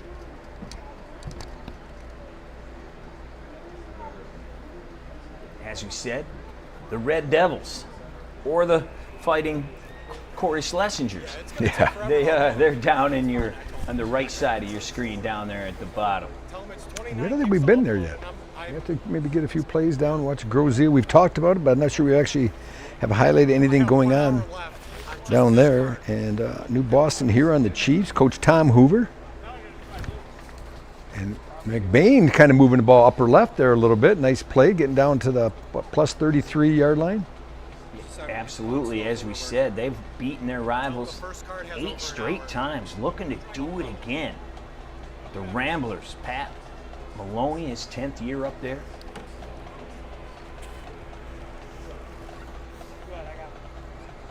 I'm still marveling at that grass. I know I brought up in the first half, but you can't see their shoes. And they're moving pretty well. It's a great equalizer, Ryan. It makes everyone the same speed, in my opinion.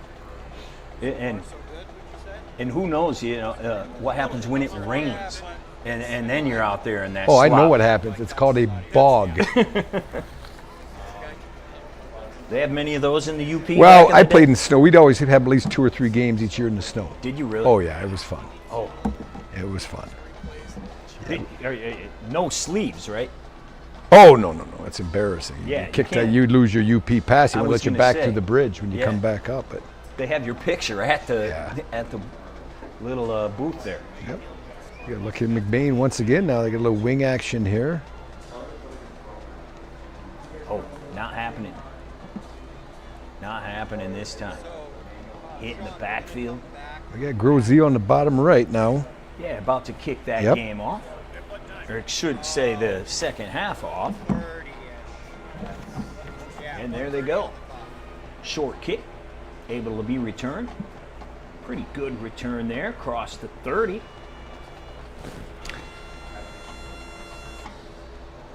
And again, top right, we got Lamphere, Port Huron Northern. Good tackle.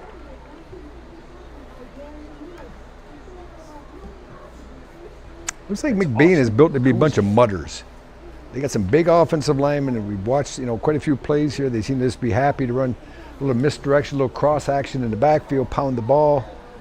And that's what happens. The way you coach changes to geographically where you are in this state.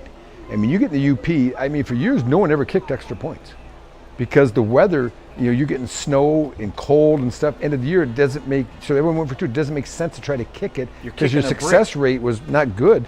So everyone just started going for two. And McBain. How about breaking loose there? In the red zone now on the plus 8 yard line, the Ramblers. Great job there. That is Lakai Campbell breaking loose. And he picked up at least another 15. Ooh, look at the broadcast of McBain. I like it. A little instant replay. They're not messing around up there. This is amazing, isn't it, that this year, at this time in our lives, that so many high schools have their own productions that we can just hop into their streaming video, use it.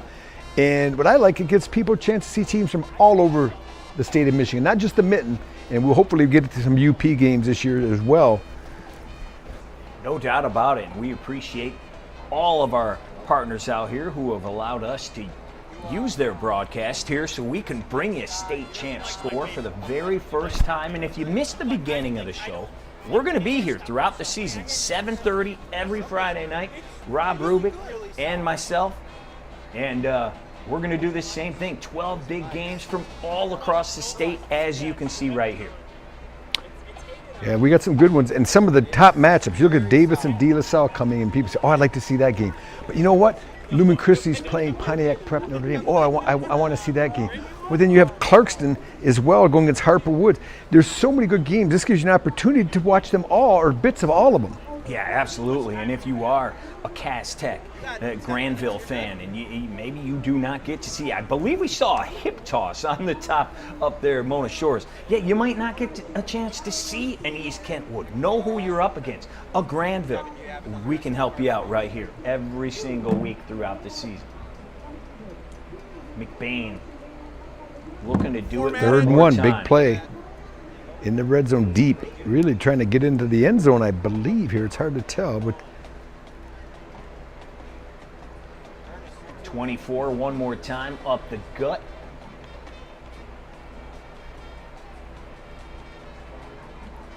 They're saying touchdown.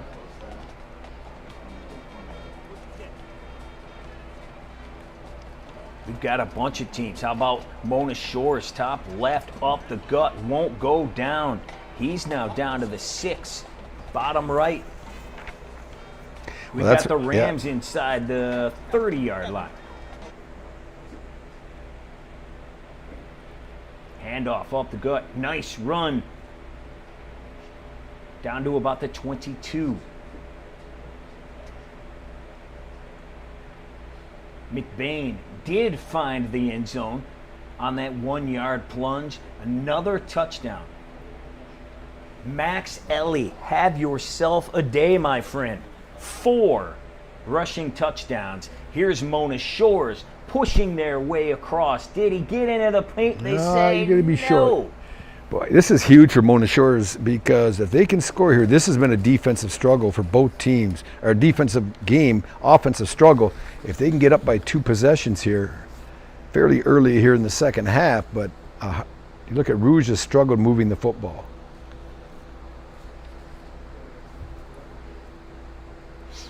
Lamphere got the 3rd and short, went for it, and they picked it up on a quarterback sneak. Moving. Yes, sir. Just barely moving the chains there at the 20-yard line.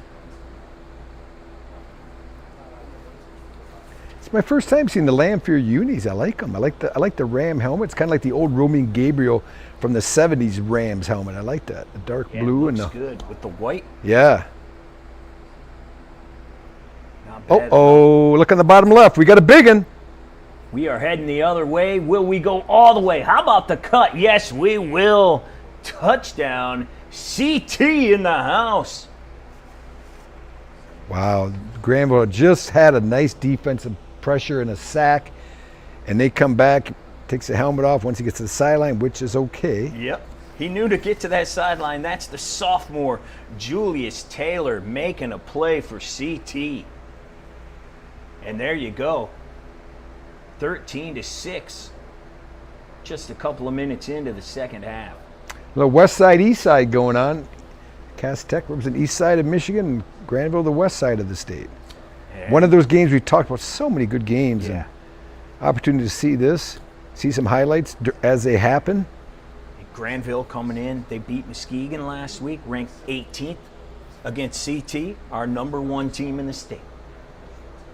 And that's all divisions we're talking.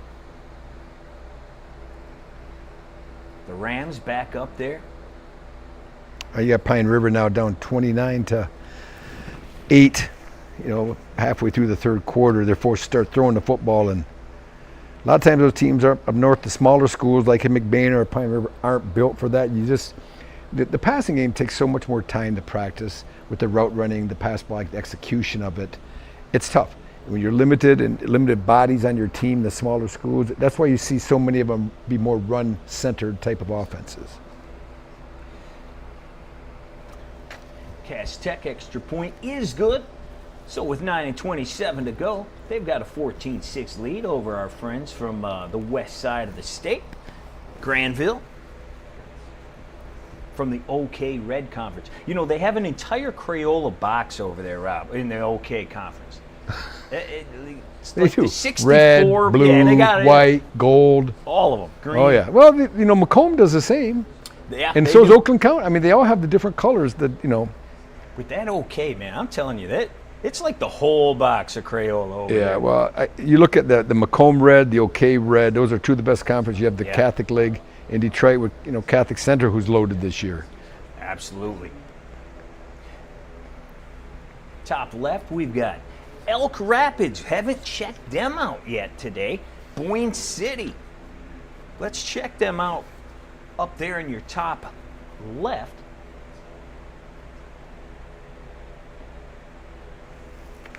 $20-0 in that game.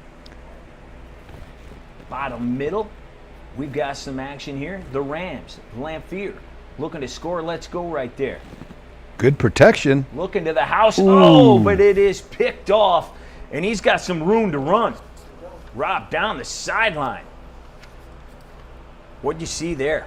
I saw a quarterback that was looking at a receiver and wasn't reading the coverage. He just kind of threw it down the middle of the field, thinking he would be there, and the defender was waiting. And that's what happens. You just throw it without really knowing it. That's Michael Foster with the interception, and he takes it back to midfield. Great job by him. Looks like up in the upper left, is that Boyne City, I believe, is in the dark navy. They're pushing the ball, Elk Rapids. It says 20-0. It's hard with the graphic. I think it's Boyne, from what I've seen, it looks like Boyne City's moving the ball pretty well. I'm going to go on a limb and say Boyne City has the 20. Boyne City, Elk Rapids back. We'll cut away from them real quick to our 4 shot. And there they are. Oh, there it is. Yeah, we've got you covered right here. 8 minutes to go over the middle to the outside. Oh, and he's down just short of the pylon. They're going to be right there on the porch one more time, Rob. Yeah, maybe sometime if we can go extra to Boyne City broadcast, if they're carrying us, because supposedly, rumor has it, they have one of the better broadcasts, high school broadcasts in the state of Michigan, along with Davis and DTV is also another good one. Absolutely. Both of those are great. Mona Shores we've gone to a couple of times. There's a ton of them all across the state. Boyne City really looking to put a nail in the coffin, but when you have a goose egg and you're halfway through the third quarter, offense has not been your forte, and Elk Rapids has struggled. Oh, there's an early start by the left tackle. So tack on 5. Quarterback Drew Neer there, number 1. And they're going to get bounced back, as you said, just a little bit. but been moving the ball well, up 20-0 over Elk Rapids. Hey, that Clarkston game is down in the bottom left of the sixth. The Clarkston game has really kind of taken a turn, because I think at one time it was 21-0 Clarkston. Now it looks like it's 21-13. So Harper Woods, the Pioneers under Rod Oden's guidance, are making a run back in that game on the road in Clarkston.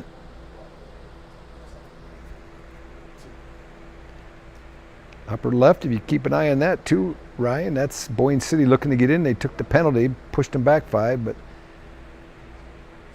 they've been pretty efficient in the run game, and that's going to get them into the end zone. I believe they're close.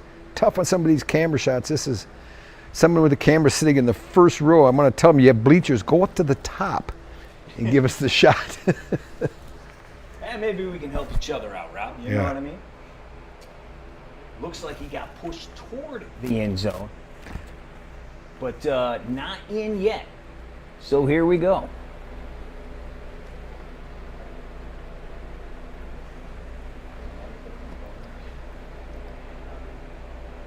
Great gang tackle that time. Yep. Number 87 trying to get in, couldn't do it. It looks like the scoreboard for the Boyne City game changed. Wasn't it 20-0, 20-0? I believe it was. And now they have an 8 spot, 28. But down on the bottom left, there goes big play for Harper Woods again. And they got Clarkson. Clarkson is on their heels as Harper Woods is almost in the red zone. And a 21-13 lead by Clarkson, but Harper Woods threatening to maybe possibly scoring a 2-point conversion to tie it. Yeah, no doubt. They were down early. Great job by them to fight back.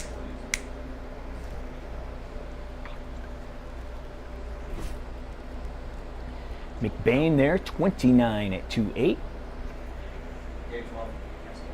2:51 to play in the third. We get a chance. There's CT. Looks like Granville, a big play. Just comes up short. That's huge. We're going full screen, where Cass just had the long play, went down the field and scored. Now Granville answering the bell. The Bulldogs coming out here with a huge play to get him into the red zone to the half-yard line. And we haven't had a chance to talk about the tank, and that was the guy we saw right there, Jaden Terry. He had a pretty nice game last week, ran for 1,700, almost 1,800 yards a year ago. This wing T that they run, now looking to punch it in. They are right there. Look for number 28. There he is. And he's in. Yeah, they're going to give it to the guys on the side. You can't see them. They're running in with their hands up in the air. That's a touchdown. You know, I'm going to just coach up a little bit. That is not wing T. That would be a full house T with the 3 more straight across. Right? I know you're a play-by-play guy, but that's why you have us with you to give you a little analyst. That is called a full house tee. That's really old school. You go back into the Army and Notre Dame games, and there's another big play getting in the red zone. You look in the upper left, the Sailors of Mona Shores just had a big play that took them deep into the red zone. We got stuff happening now. We got the conversion here. Looks like Granville's going to go for 2. Well, and Rob, you don't see a lot of big schools run that offense. No, you don't.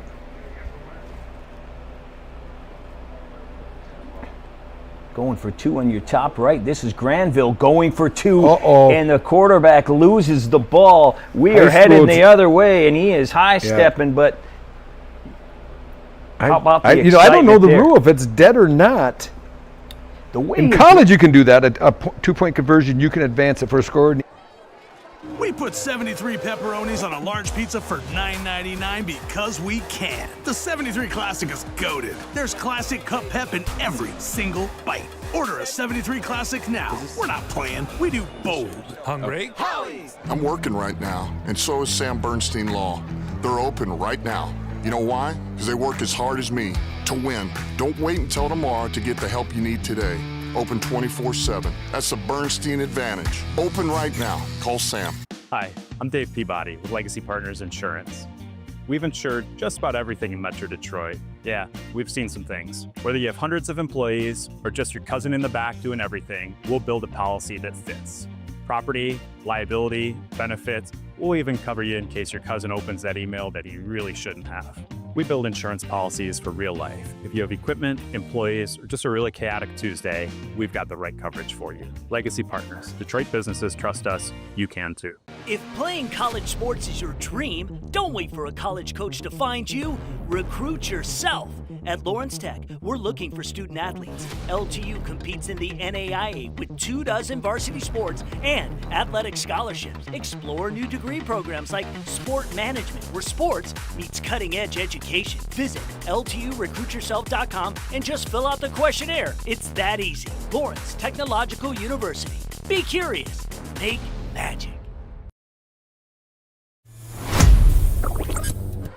And welcome back to Jackson Lumen Christi, about to start the second half. The home team, Lumen Christi, up 35-14. Before we get into second half action, why don't we throw it down to the field level with Patty Cesarini. Patty? We tried to get a word with Coach, but he is all now. He said he is guys.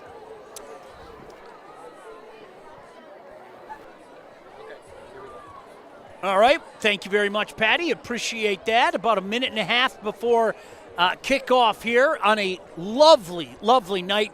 Grant Perry, I'm going to say it again. It says September 5th. It feels like October 5th. I'm not complaining, okay? I'm not complaining.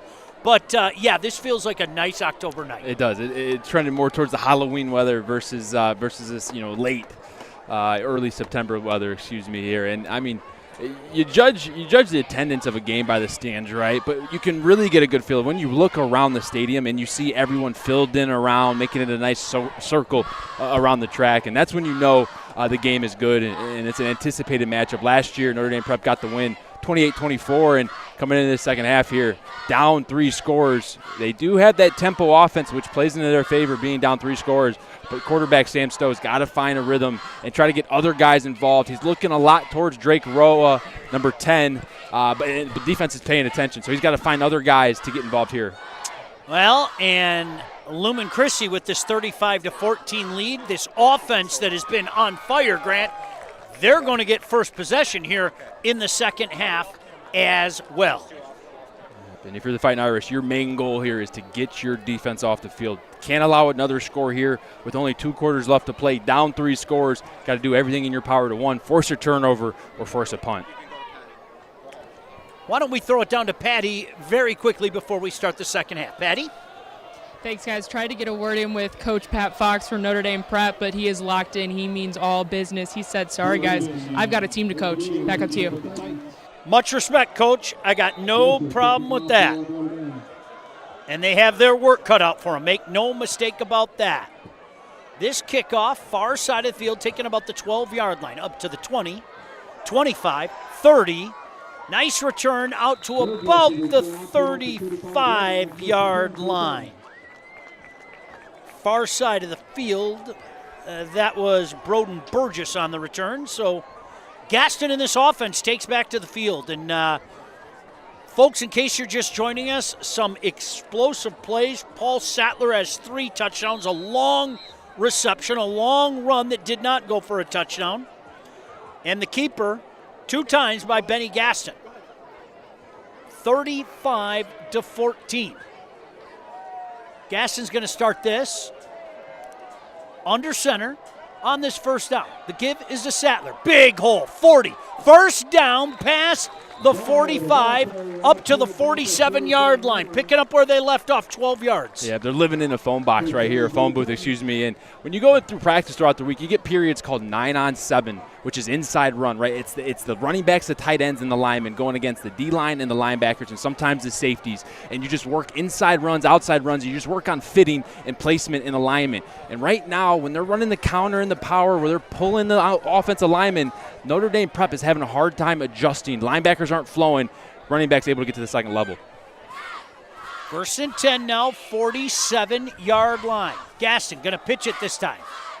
Sattler More space. Look at that explosion into Fighting Irish territory, and another first down to the 40-yard line. A gain of 12, followed by a gain of 13. And I'd be really interested to see, we broke down all the runs and explosive plays. How many times did they break off on the left side? Number 58, left tackle, Antoine Baker, the captain, has been doing a fantastic job of sealing the edge, blocking down, getting in on double teams, which has allowed number 5, the running back, Paul Sattler, just to explode around the perimeter for these explosive plays, just like you saw there. You know, Grant, I have to follow up on a mystery that we had a week ago when we were doing the broadcasts down from the Prep Kickoff Classic. I'll follow that in just a second. I formation, the give to the fullback, trying the inside, and boy, there's that offensive line again, Grant. Just a big push, and that's 4 yards on that first down carry. Yeah, and that carry there by number 9, Sean Walicki, their captain, two-way starter, offense and defense. I haven't called his name a lot, but he is a major contributor for this team. You know, last week you were talking about how you needed to find the bacon. The bacon was lost. Did you notice the picture I put on Facebook last week? I found the bacon. You did. I did. It looked mighty scrumptious, Thank I you. might add. Well, come over anytime. I'll cook some bacon. When I find out it's lost, I got to find it. Let's be honest. 2nd and 6 for Lumen Christi. The handoff to Sattler. Hit in the backfield. He falls forward maybe a yard. Maybe a yard. And right there, the difference between the last few plays and that play is linebacker number 44, Anthony Tartaglia, does a fantastic job of fitting through around the defensive line, shooting the gap, and making a tackle. It's going to cause the defense and the linebackers, they're going to have to step up here and make plays around these D linemen because this offensive line is doing a fantastic job of getting to the first and then the second level. Hey, by the way, while we have a second, Fan Vision with high school sports back in action, we ask you to pull out those phones, capture the big moments on the field. Send us your clips at statechampsnetwork.com/fanvision or via our social media DMs. 3rd and 6. Rolling outside, looking, firing, completes it at the 35. He's going to have to do work. He didn't get there. Nice tackle in the open field at about the 33-yard line. Grant, decision time. 4th and 3 from the Notre Dame Prep 33, and there's no sign that they're not going for it. Yeah, you're going to go for it here. You're up 3 scores. You're on your home field. You got the environment playing to your benefit. They get this conversion here, go on to score. This could really be the backbreaker, the turning point of this game. A lot riding on this 4th down right here. Clock running. 8:35 to go here in the 3rd quarter. Big 4th and 3. Under center now, Benny Gaston. He's going to pitch it. Outside. Sattler not going to get there. Fumble too. Ball came loose at the end of the play. I don't think he got there. They're still fighting for the ball. Well, now they're going to have a decision because the where they're spotting it, it might be a first down, Grant. Yeah, we're going to check it out here. We're going to see someone put their head on that football. That's the number 1 teach tape moment there. You got to put your head on the football, and that's number 2 right there. The corner, Ben Leparto, does a great job of putting his head on the football, forcing that fumble, and then number 8 comes in and cleans it up. That's Lucas Catula forcing that turnover. Indeed, it is. First down, a big stop. Let's see what the Irish can do. Pitch it out, try in the middle. We'll give them 5 hard-earned yards there, setting up a 2nd and 5. Offense is back on the ball. They're going to have to use this tempo to their advantage here with not much time left in this game. Stowe looking over that defense, claps his hands, gets a snap, going to keep it on the ground. Big space. First down and more. Hits it outside. 40, 35, 30, 25. Makes a great cut inside the 10. Pushed out of bounds at the 8-yard line. What a heck of a run there, Grant. Unreal run by the running back, number 2, Ben Lepardo here. And watch this. I want you to watch out here. Watch this receiver get a block here. Number 7, Brody Sink does a great job. Look at that block. Look at the effort. Finishing on the ground. You're talking about laying out for your team. That's exactly what number 7, Brody Sink, does right there for his running back, Ben Lepardo there, putting them here in the red zone just inside the 10-yard line. What a swing of momentum there. Lepardo stays on the right hit. They give it to him. Tries to get outside. Can he get the edge again? Not this time. Great pursuit by the Lumen Christi defense that time. He gets down to the 6-yard line, making it a 2nd and goal from the 6. And Lepardo there comes up a little gimpy. There was a tough tackle. Jack Fitzpatrick, the captain at that safety spot, does a great job of tracking that ball, taking a great angle, making a hard tackle right there. Shotgun formation for Sam Stowe. Sends a man in motion. They fake the jet, inside handoff. Not a lot of space up there. Maybe up to the 5. Now they're going to say maybe a foot there, Grant, and a huge 3rd and goal forthcoming here. Very big play here, and on that last play, Paul Sattler making plays on offense, made a great play on defense right there from the linebacker position. Empty backfield this time. Stowe back to pass. Looking, firing, touchdown. Nice route to Brody Sink. And there's that senior wide receiver with another big catch. Brody Sink, having the versatility at 6'4", 200 pounds, on 9 out of 10 rosters in the state of Michigan, he's a tight end. That's the body of a tight end. But what do? They flex him out. That gives you advantage on the perimeter in the pass game with his height and his ability. And right there, he had 2 drops here in that first half, but Sam Stowe understands and trusts the all-state receiver linebacker that he's going to come through, and right there comes through with a huge 3rd down touchdown catch. And they're going for 2 here. Coach. Still looking to the sideline is Stowe. Bunch formation near side, empty backfield, 2 receivers split wide. Stowe sends a man in motion, claps his hands. Timing route incomplete. Trying for that slant, but it falls incomplete. So, Lumen Christi stays on top by a score of 35-20, Grant. And here's the touchdown to the top of your screen. Just a little whip route. We call it in and then out. You got to sell the slant, get the DB off your landmark, and then break back out. Great ball, great catch, and it's a timing route. And that right there was timed perfectly. Hey, at Lawrence Technological University, your vision of competing in scholarship-level college athletics can be your reality. LTU offers varsity sports for men and women while studying for a world-class undergraduate degree. Scholarships are available at lturecruityourself.com. Now, Grant, do you have to be self-aware right now and think to yourself, all right, they just went for 2. Might they try an onside kick here? Hey, everything's on the table. Still down 2 scores here. If you're the Titans, you're telling them, hey, be ready for anything. Team that's down by a lot tends to reach deep in their bag for anything that can help them. Let's see if they decide to do this right now. The boys are jumping up and down right now on the Notre Dame Prep sideline. They got some new life. They're going to send this one deep. Taking it at the 5-yard line, 15-20. First contact made, breaks out of that. Second contact made, all the way up to the 30. A good hard return by number 23, the sophomore, Broden Burgess. And if you're this Titans offense, you want to get back to what you know. Good run game, O-lineman getting to the point of attack and driving off the ball. If they can win the line of scrimmage on this drive, they have an opportunity here to go back up 3 scores. But if you're looking at the other side of the ball, Notre Dame Prep, maybe they took the momentum back. We'll see. Another defensive stop here will really flip things in their favor. Junior quarterback Benny Gaston comes out. He's got a couple touchdowns here tonight. Of course, it's been the senior running back, Paul Sattler. And let's not forget a couple big plays on the defense as well by Sattler. Benny Gaston under center. Going to pitch it to Sattler. Trying to get to the edge. Makes a cut at about the 29. He can't get there. And that's hustle, man. That's hustle. Owen Falsner doesn't make the play, but he disrupts the path of the running back. And then the hustle by the All-State linebacker, Brody Sink, and then the cleanup by the cornerback, number 2, Lepardo, does a great job right there. And that's right there, that play, you can go watch that play again. That's a team that wants to get back off the field, wants to give their offense a chance. They're hustling. They understand the stakes. I mean, we're talking about the D5 defending state title winners here. I mean, can't count anyone out. Still a lot of time left. A lot of pride on both sides of the field. Heart of a champion, both sides of the field. 2nd and 9 now for Lumen Christi. Benny Gaston under center.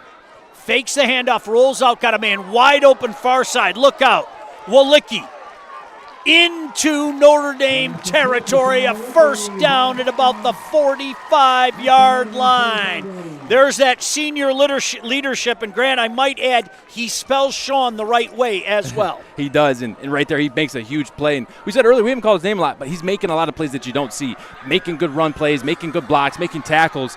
Right there, he gets into the flat. Good job. And you notice that the formations for the Titan offense, they're condensed, they're tight. It's causing the defense to play tight as well. And right there, they tried to blitz through the middle. What do? They fake the run, the play action in the middle, they leak to the flat to the perimeter. Great job, great diversification in the play calling by offensive coordinator Sean Brogan. 1st and 10 up to the saddler line. Benny Gaston looking over that defense now under center. I formation. Hands it off. Boy, they've kept Sattler in check here. Sattler has to work hard for only a gain of 1. Hey, there's always help wanted when it comes to high school game officials. Every year, over 1,000 new officials are needed. Officiating is a great way to stay in shape, stay close to the game, and so much more. Log on to mhsaa.com for more info.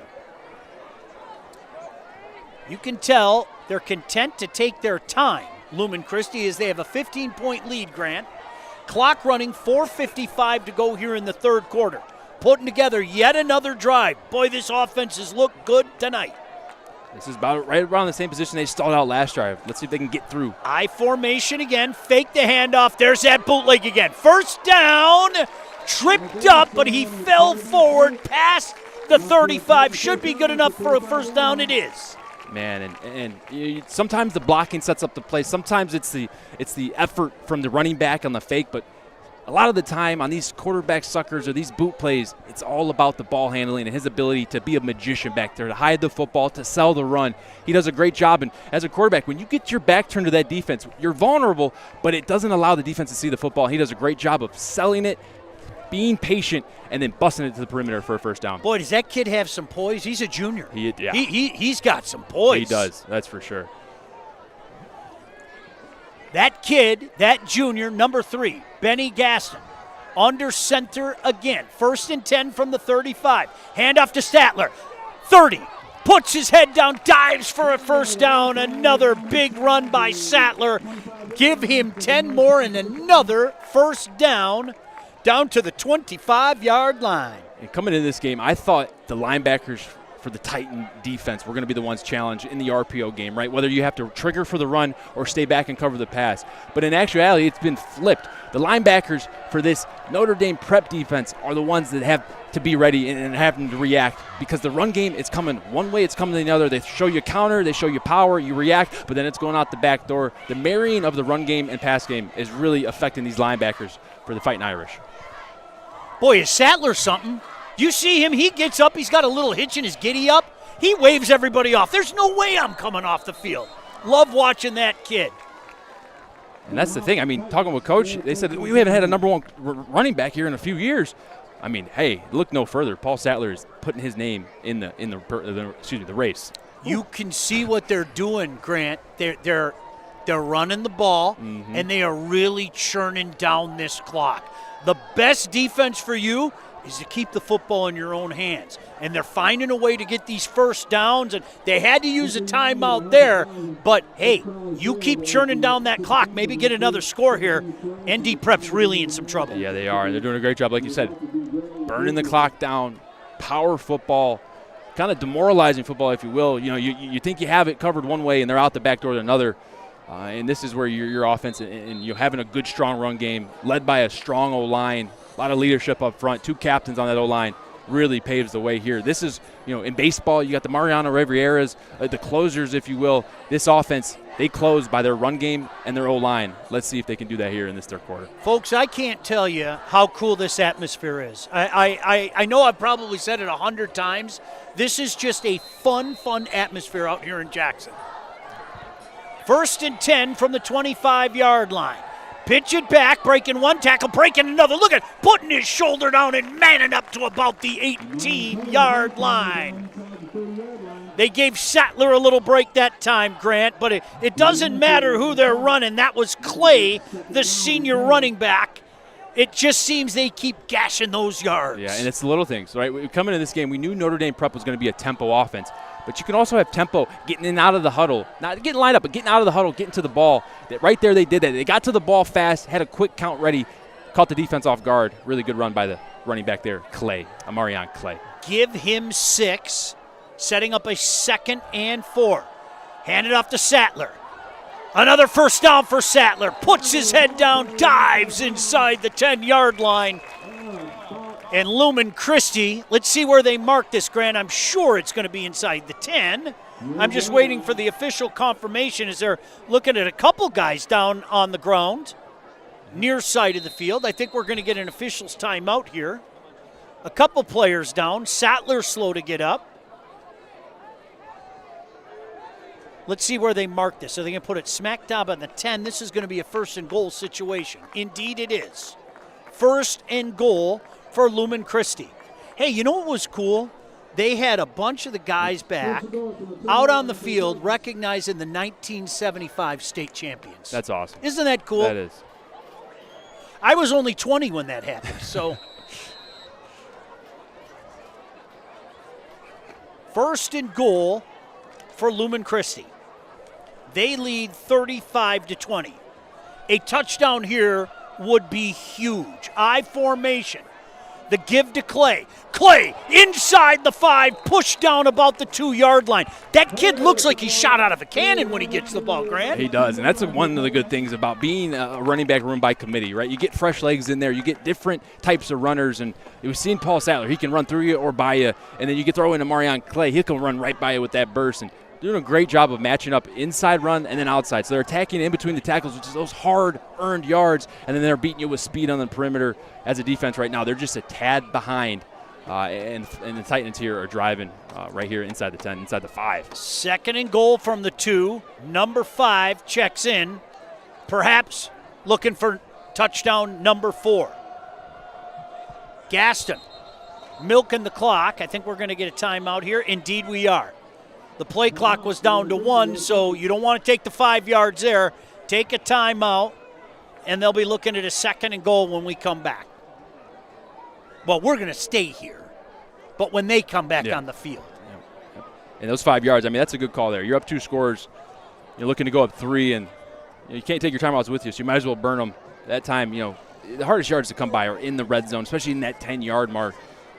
Better to save that 5 yards, waste a timeout, get the right play call, and get your personnel in, and let Gaston or your running back number 5 get it. Take a look at the Lumen Christi schedule. You had a feeling they would bounce back. They lost last week. Boy, GRCC, UAD Jesuit, Divine Child. Pretty good slate there, huh? Mm-hmm. That's a tough schedule right there. My goodness gracious.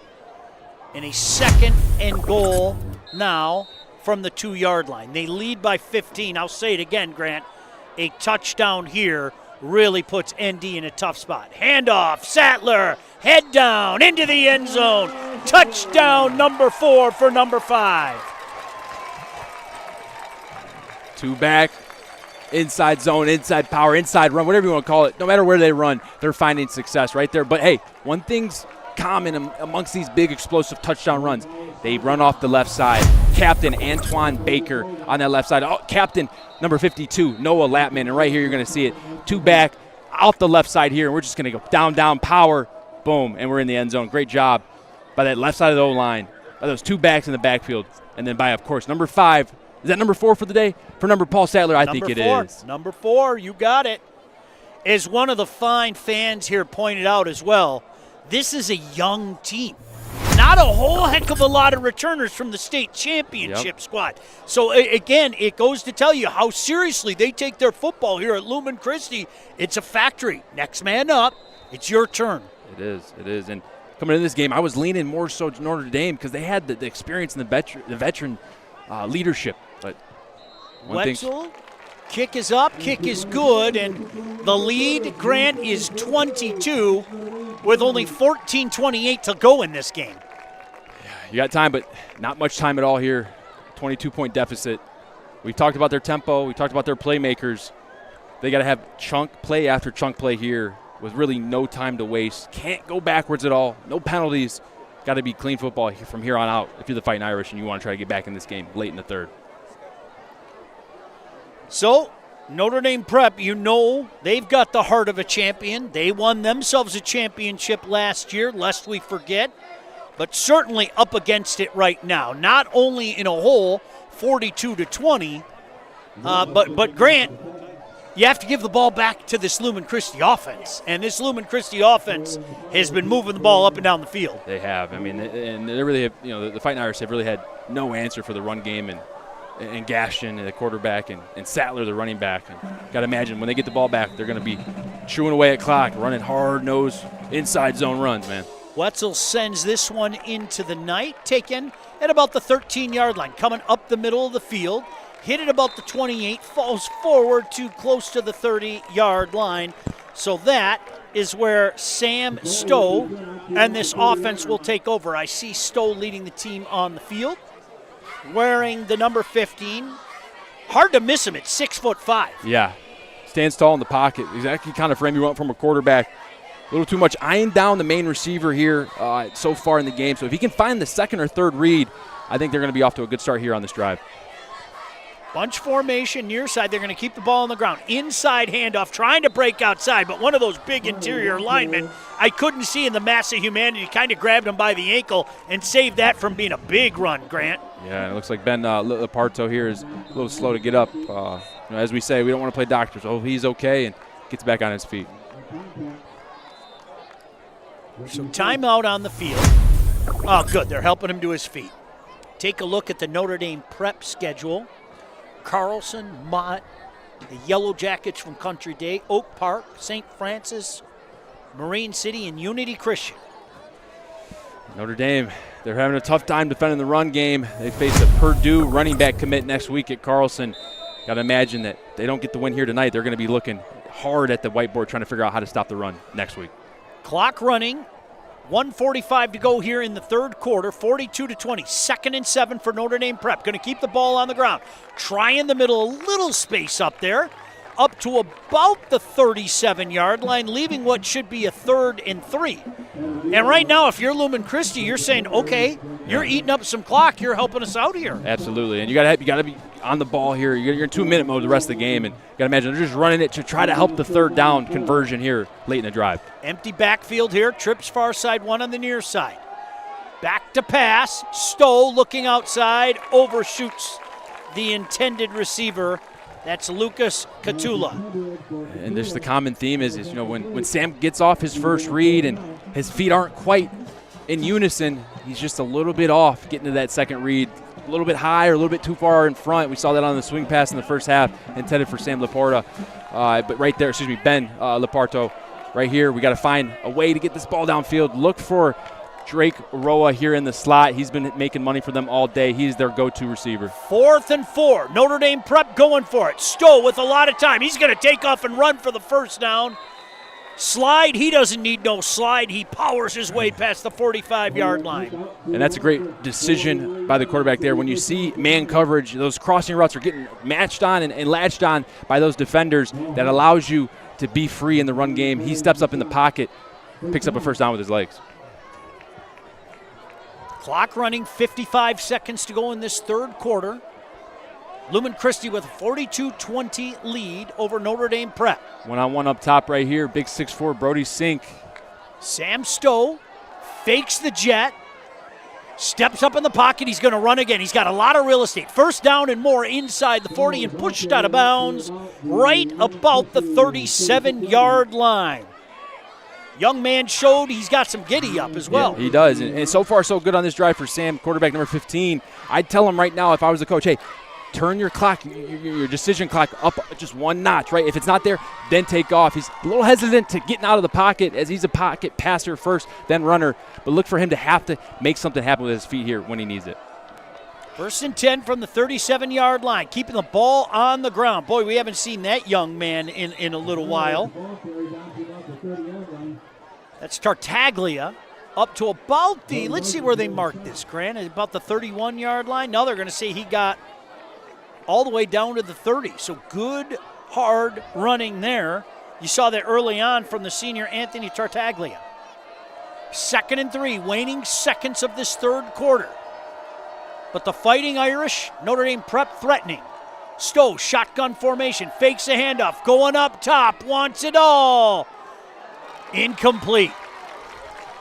Heck of an effort out there by number 7, Brody Sink, but that falls incomplete. That is going to do it for the third quarter as well. Folks, don't you go anywhere. We still have another quarter to go here on the State Champs Network and Local 4+. Every high school sporting event in the state of Michigan has one thing in common: officials.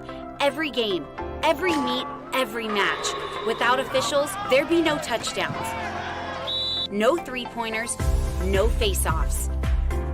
Without officials, there'd be no games. Officiating is a great way to give back to your community and stay involved with the sports you love. And officials are needed now more than ever, because without officials, it's just practice. We put 73 pepperonis on a large pizza for $9.99. Why?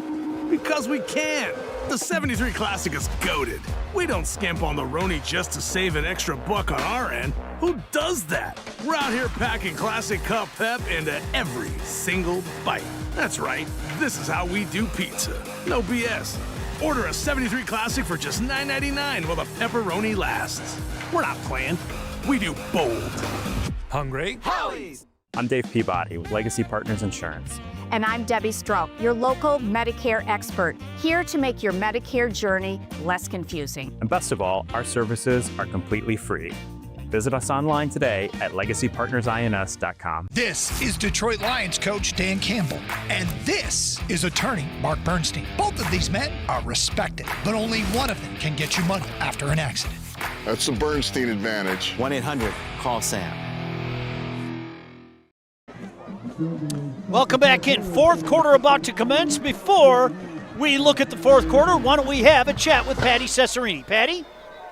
Thanks, Sean. You talked about this next up mentality for Lumen Christi, and that's because the work ethic of this program is generational. That each class is just how above them works and sees all of those expectations. You want to know why these guys are so quick and explosive? It's because they've got guys running out of the weight room, puking from working so hard. I'm not kidding, puking in trash cans. And that is something that the AD told me. But there is no music that is played in that weight room. Coach Brogan says that the weight room is a place to work, not dance. And you know, it's a big pillar of this program. They have 14 state championships. Back up to you guys. Great stuff, Patty. Appreciate it. Third down carry there. Not a lot of room. Spinning up to about the 29. Another big fourth down forthcoming, Grant. Yeah, and clock's ticking. You got to move here, but you got to be efficient. You need these 2 yards. Can't rush the play. Sam Stowe, shotgun formation, steps out. Laporto switches from the left to the right hip. Getting man coverage. Sam's got to find his one-on-one matchup here. Now back to the left. Stowe claps his hands. Gonna keep it. He's got a lot of space out there. 20, 15, 10. Inside the 5-yard line. He's shown that giddy up and a big first down run. Huge run, and I love the play there. Getting your quarterback designed in the run. That's the first quarterback design run we've seen. And when you get man coverage, everyone's eyes are on their receiver, the guy that they're covering. They don't account for the quarterback. Great run, putting them here at the 5-yard line. First and goal from the 5. Inside handoff into the end zone. Touchdown. Oh, they do not quit, this Notre Dame prep squad. No, they don't. Great response right there in a timely fashion, too. Are they going to go for 2 again? They're down by 16 now. I think they're bringing out the kick team. Indeed, they are. Hey, Hungry Howie's is a great partner of the State Champs Network's Mr. Football and Anvil Awards. Hungry Howie's, famous for flavor. Order your pizza at hungryhowies.com. Cajun crust. Extra point attempt forthcoming. Hear those subliminal messages? Yeah, it's creeping out. Snap is down, the kick is up, and the kick is good. So, with 11:16 to go, Notre Dame Prep strikes again. Short touchdown, and they make it a 42-27 game. Yeah, good job. Little inside run, down block. Good job by Ben, running back number 2, Laporta, finding the way, getting in there inside the tackles, picking up those hard yards and fighting across that end line. And if you're Notre Dame Prep here, your time frame, obviously you got 11 minutes left of this ball game. You're telling your defense, hey, let's try to get a stop here in the next 3-4 minutes. Offense, then you have 2 allocated minutes to try to go score, which leaves yourself another possession, about 5 to 6 minutes to get a stop and get the ball back. That's kind of the time frame. You need 2 more possessions. Will the defense be able to get them off the field? That's the question yet to be answered. I see a lot of these students here in the student section in their little toga outfits. They got to be freezing. Yeah, that's the thing. Young energy. Your team's up, a number of points here. That'll warm you up for sure. Yeah, no doubt. All right, perhaps an onside kick here. It is. Gets that big bounce, but it's covered by Lumen Christi. I think that's Johnny Walters. It is indeed. Now check that. Tommy King with the recovery there, wearing number 6, the senior. Yeah, good job by Tommy King. That one went over his head. That was a really good kick.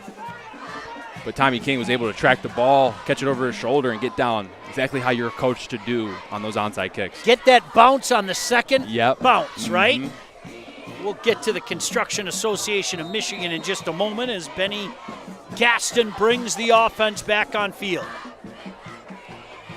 A powerhouse offense, to say the least. They've got 6 touchdowns. I formation now, 1st and 10 at their 42. Handoff, and he's gone again. Are you kidding me? Number 5 for number 5.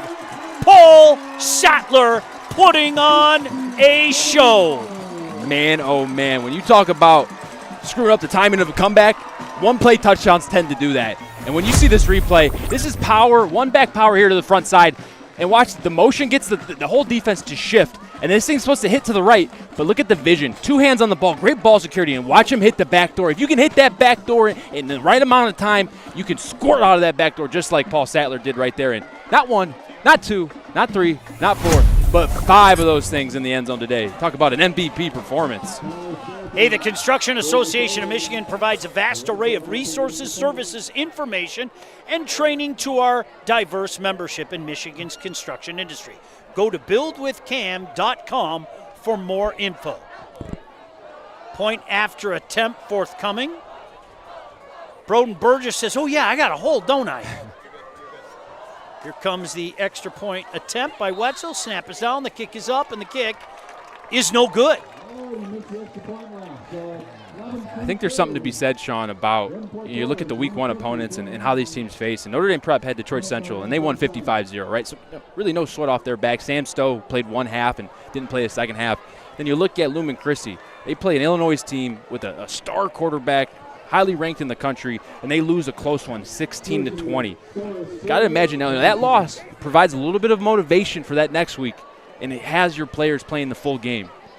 Kind of looks like today, as if Notre Dame Prep starters didn't play that second half, and it's showing a little bit here, so forth. So I think when you look at week 1, that's playing a little bit into how these teams came out and played here to start today. Well, it's a 3-touchdown game, 48-27. Hey, listen, he's kicked so much tonight, has this young Wetzel. Yeah. That leg's got to be a little sore right now. Yeah, a few more points than the 16 the previous week. He's had his work cut out for him today. My goodness. So, still 11:02 to go in this. Notre Dame Prep is not going to go quietly into the night.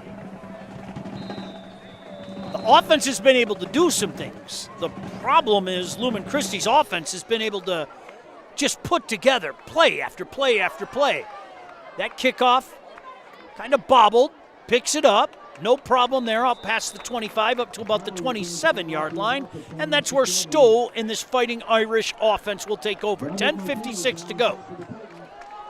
Talking with Notre Dame head coach this week, and Pat Fox, we asked him, Patty asked him, ask every coach, you guys have a motto or a slogan you live by, you tell your team, you put on your shirt, and they said no, but we do have a set of standards. We play good football, we want to do it the right way, and we want to respect the game, and Got to imagine that's what those coaches are preaching to these players right now, down 21. Hey, respect the game, keep playing hard, and lay it all out there in this fourth quarter. Back to pass, Stowe going up top, has a man out there. Great throw, great catch, and a first down into Lumen Christi territory, out of bounds at the 45. And talk about a throw, talk about having touch. Different pitchers in the MLB have pitches, right? The changeup, the fastball, the slider. Well, this was the changeup, if you will, the 2-ball over that DB's head, dropped right into the bucket. If Sam wouldn't walk that ball to Brody, it wouldn't have been more accurate. Great throw right there. 1st and 10 into Lumen Christi territory. Back to pass again. Under pressure, rolling out, just throws it away. Good decision there. Don't try to force anything. Live to fight another day. You know they're going for it, and the senior quarterback just says, I got 3 more downs to try to pick up that first down. Yeah, and sometimes the best throw is a throw away, especially in situations where clock is not your friend. Easiest way to stop that clock, put that ball in the dirt, live to see another down. Stowe with 2 receivers split, near side, 1 far side. Single back. Going to hand it off. Lots of space over the right side of the line, inside the 40, down to the 39-yard line. That's big number 44, Anthony Tartaglia. Number 1, Isaac Mackey there on the tackle, the senior defensive end, number 81, with a good tackle there to force a 3rd down. 3rd and 4. Back to pass is Stowe. Looking, taking off, and let's see where. Yeah, inside the 30, down to about the 26-yard line. Good job by Sam finding his receiver. Ross Trifoli there across the middle. Man coverage is able to beat the defender, catch the ball, and get a few extra yards. Stowe back up, 4 receiver set, back to pass. Looks over the middle, wide open. Inside the 15, down close to the 10-yard line. Great decision there. Open zone window. Receiver sits down. Great catch by number 11, Blake Whitten, to move those chains. They're going to mark it at the 10, so 1st and goal. Fade route, corner of the end zone, going up for it. Incomplete. But I think it's going to be roughing. Yeah, I think you saw the same thing I saw. I think they're going to get number 22 for the Titan defense, Jake Contat, for the roughing. To be determined here from the stripes.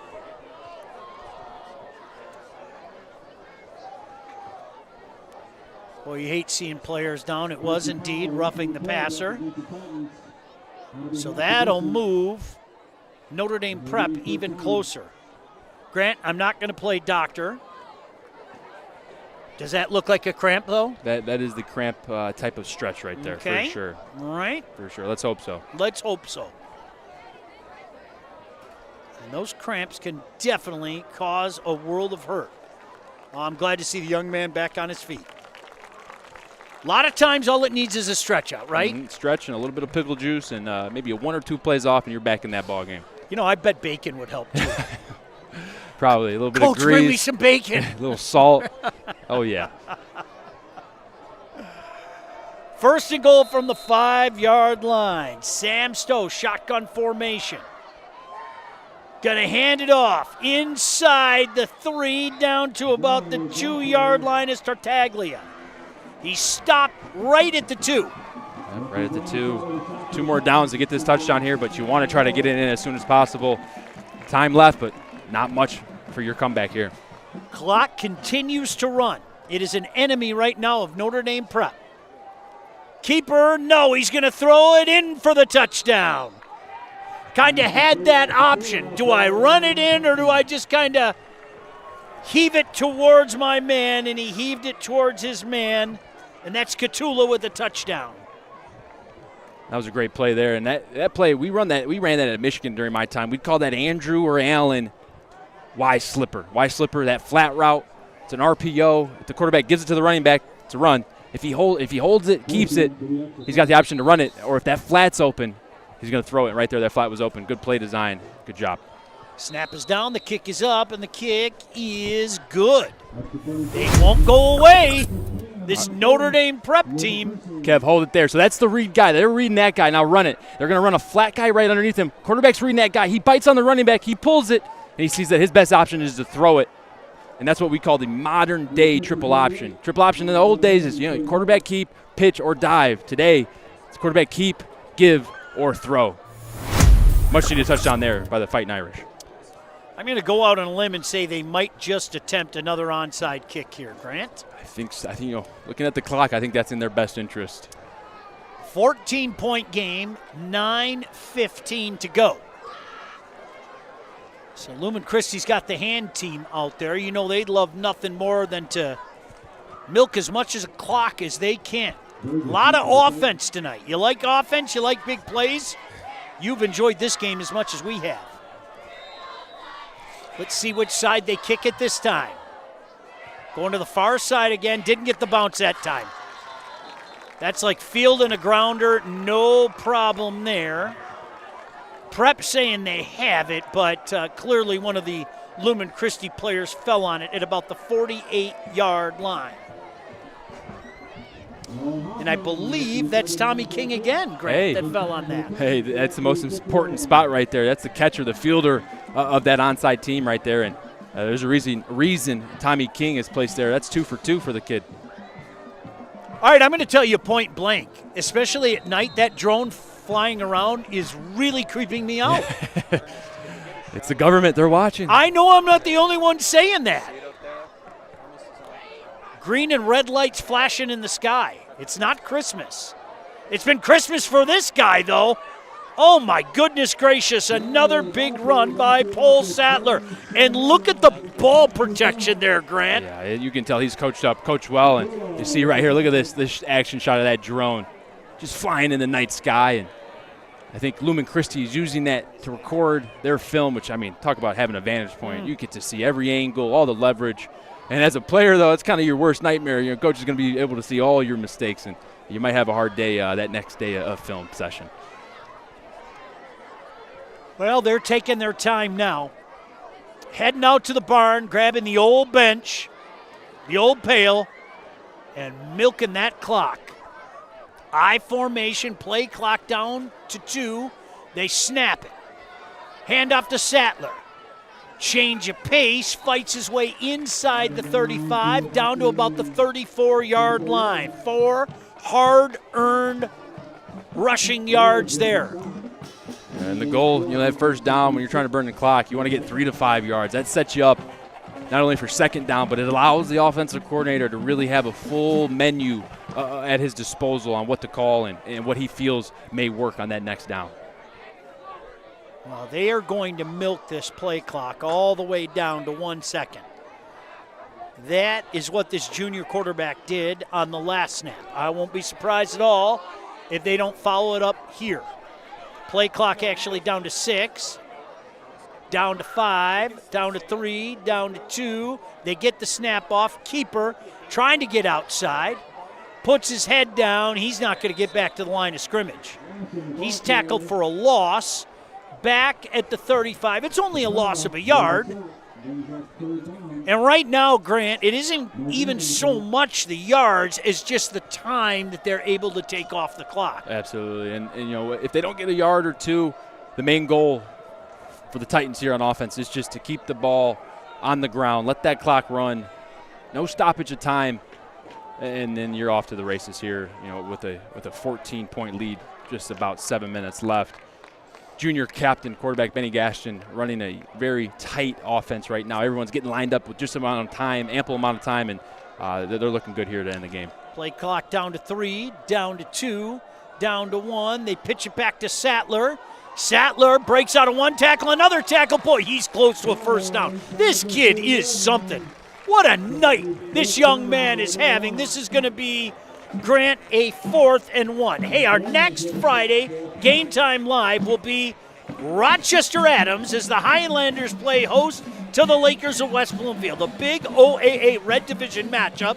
Should be an instant classic. We'll be on the call right here on the State Champs YouTube channel and on Local 4 Plus. Didn't we do that last year? Yeah, we had that game last year. Yeah, that was a great game. Is it at Rochester? I think it's at West Bloomfield. We were at Rochester last year. Yeah, we were at Rochester last year. 4th and 1. Got to hand it off. When all else fails, give it to that guy. He'll find a way to get a first down. And he does. Boy, what a night this senior, Paul Sattler, is having. Man. And the difference between a good running back and a great running back is that play right there. When you watch that play back and you go in the film room, a young running back may say, hey, I don't see a lane to go. There's nowhere to go. Hey, we need 2 yards. You go right through that guy in front of you, and that's exactly what Paul does. He has a great job of understanding when to beat a guy with speed or beat a guy with power through him right there. I'd call that a closing punch. 4th down conversion in their Notre Dame prep area. Fighting Titans are looking good here right now. High formation. Inside handoff. What a push by that offensive line. Inside the 25 and finally brought down at the 23. And they are milking the clock at will. And there's you take pride in, as a coach and a player, is you see the speed in which after a tackle, after a play, what side gets up fastest, what guys are taking a little bit extra to get up, staying on a knee, usually tells you who's winning and who's losing. And right now, the Titans, they're getting up quick, they're getting back to the ball, and the Irish, they're running low on gas here, and they're taking a little extra to get up, and you can tell that just run game has been beating them down all day. High formation. Hand off to Sattler, up the gut. Here he goes again. Are you kidding me? 5. Touchdown. I feel like the count from Sesame Street. 6 touchdowns. Yeah. Or like that older relative that has the birthday, and they all joke, hey, are you one? They're like, no, don't go that high. We're at that point in touchdowns for Paul Sattler. We're not counting anymore. He's at 6. May get to 7. Night's not over, but really good job there. And the ability to hit the run front side and then to break it out the back door. Not only does he have speed, does he have power, but the vision on the running back, the senior running back linebacker, number 5, Paul Sattler, tearing up the Fighting Irish today. Point after. High snap, blocked. So it stays a 20-point game. And Grant, what more can you say about number 5 that we haven't already said? I'm running out of words here, and got to credit the O-line there, that left side doing their job, and the receivers backside. Look at Wes Learn there, number 1, trying to get the block down towards the red zone. And they say sometimes those, you don't get to catch all the touchdowns, but if you get a block that prevents it, it helps a touchdown score, you're in a really good position there. Full team effort from the Titans. I never like to give anything away, but what we usually do here is we pick a player of the game, and Patty goes down and talks to the player of the game. Grant, I want you to think long and hard who the player of the game might be, okay? Okay. I hate to put you in that spot. I know. But you're going to have to pick one. Give me 4 minutes, please, okay? Let me figure this one out. We can do that. We'll check back in with Patty down on the field. Still 4:42 to go. And I can tell you this much. Nobody told the Fighting Irish from Notre Dame Prep to lay down. They're going to come out and try to drive the ball. Squib kick, bounces into the end zone, and that is going to be a touchback. So that's where Stowe and this Fighting Irish offense will take over. If you're this Fighting Irish offense, you just want to try to build into next week. This week right now is looking pretty bleak, and it doesn't look like you're going to make a comeback here, but let's work towards next week. Let's get these reps going. This is still an opportunity to have reps versus another team, live action. And the old saying goes, you get better at football by playing football. And check out that. Look at those rings right there. Talk about being a powerhouse. Got to have some iron to prove it right there. And they got it right there. Stowe trying to swing it out of the backfield. Not a lot of space up there. That's actually going to be brought down for a loss. I believe that was Tartaglia with the reception, Grant, out of the backfield, and just no space out there. Yeah, just nowhere to go. This defense has found answers to the pass game of the Fighting Irish. Stowe back to pass. Flags fly everywhere. I think this one's going against the Fighting Irish. Let's see. Indeed it is. Thought I saw some movement up there. Yeah. So move them back 5. Call it second and about 15 and a half. And high IQ there by Sam, but just the timing just wasn't quite there. He saw the 12th defender trying to get off the field, so he's trying to snap it to get that free 5 yards, that free play, but his guys weren't set. Got to make sure your guys are set. Then you can worry about getting that defense out of sorts. 2 receivers split near side, 1 far side. Single back on the left hip. Stowe back to pass. Feels some pressure from the backside. Steps up, fires. Did he make a one-handed grab? Did he hold on to that, Grant? Yeah, Drake did. Oh, Number 10. my goodness gracious. And he took one heck of a bop on the far sideline as well. Yeah, he did. He caught this ball, and he's going to be coming from this side of the field. He crosses the field. Sam's waiting on him. Almost gets pressured enough to get sacked, but gets out of the pocket. Look at this catch. I mean, look at the concentration.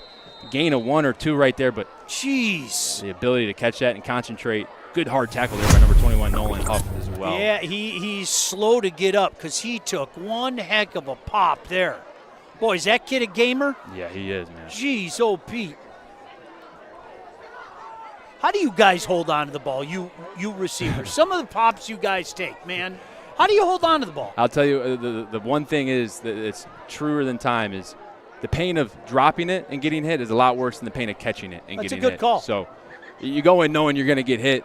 You just got to embrace it, try to brace yourself. And those are the hardest ones, especially when you can't brace the fall and that ground acts as a defender and gets that ball loose. Those are some of the hardest catches to really maintain and concentrate on.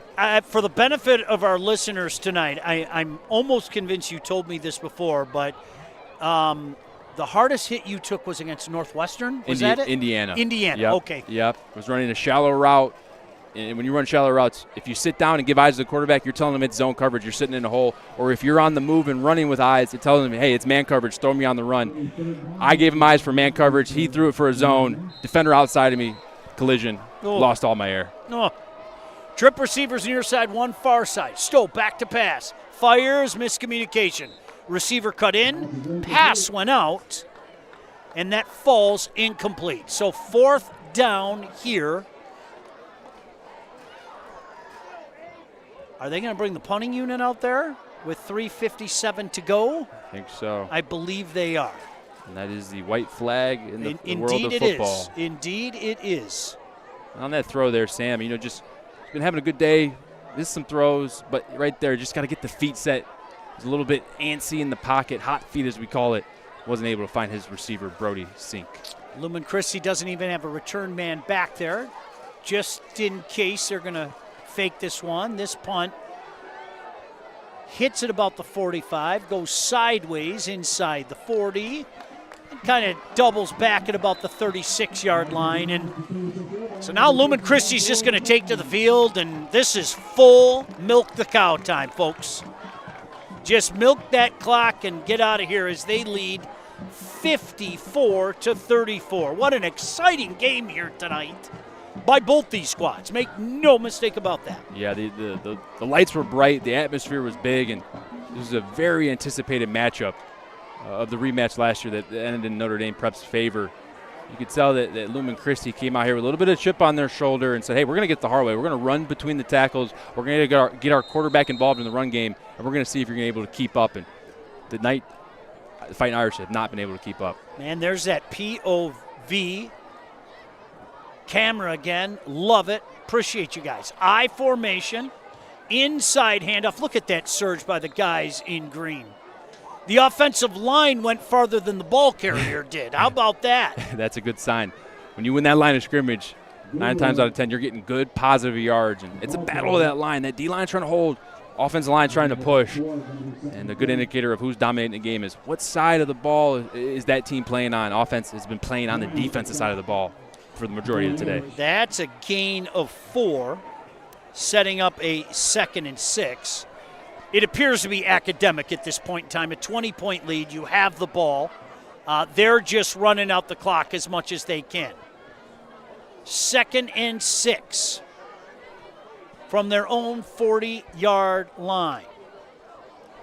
Gasson's going to hand it off. The freshman, nice cut, 50, 45, another cut at the 40, inside the 30-yard line. How about Aiden Gatewood? Man, showing some of the reason why he made this team as a freshman. Yeah, no kidding. And we've seen Aiden Gatewood today. He's looked good. But that was the real first time we've been able to see him get in that open space, show his vision, and show his ability to cut. And yeah, you got a good thing in Paul Sattler, your senior running back, guy that's had 6-7 touchdowns today. But you got to be very, very excited about the future because the way that number 7, Aiden Gatewood, just reminded me a little bit of someone that I used to play with, Devin Church, went on to play at the collegiate level. Small guy, but shifty, hard to tackle, fought for the hard yards right there, and they're in good hands. Number 7, Aiden Gatewood, the freshman, with a great run. bringing in a lot of reserves to kind of play out the string here. Play clock down to 0. They're going to have to use their last timeout. They are indeed, with 2:21 to go.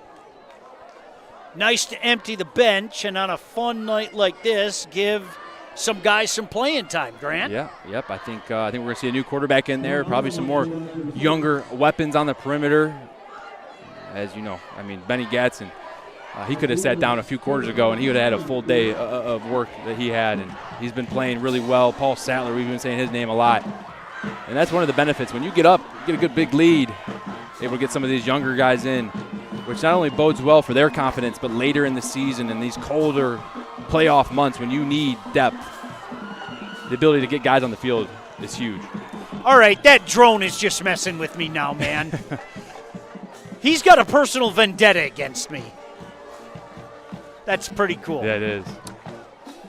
Patty Cesarini down on the field. Grant, I hate to put pressure on you, but I got to remind you, you got to pick a player of the game, okay? I'm narrowed in my choices. Hand off over the right side. Not a lot of room out there. Doesn't really matter right now. I think they're content just to run this clock out. Sean Walicki in at the quarterback position. That carry that time was, I believe, Tommy King out there. They could take 30 more seconds off the play clock here. Take it down to about a minute and a half. I'll tell you what, this fighting Irish defense, they better tackle up here. They've struggled with tackling. I know this is late in the game, but if they hand this ball to Aiden Gatewood and he sees a glimmer of green grass, he is going to attack at full speed. 2nd and 9 from the 27-yard line. Going to hand it off. They're going to throw the flag. I think they got him for delay that time. Yep. And that's just an operational standpoint. New quarterback here stepping in. They're trying to run the clock down low, but you got to have a good sense of the play clock. You need at least 2 to 3 seconds to allow your guys to get lined up. Tight end receiver there were just not in sorts, which caused that delay of game. Coach had a timeout. He saw it. He would have called it, but they just used their last timeout 2 plays ago. So the clock stops with 1:30 remaining. Grant, they're going to be able to take off still a bunch of time. And obviously, if they pick up the first down, then it's all over.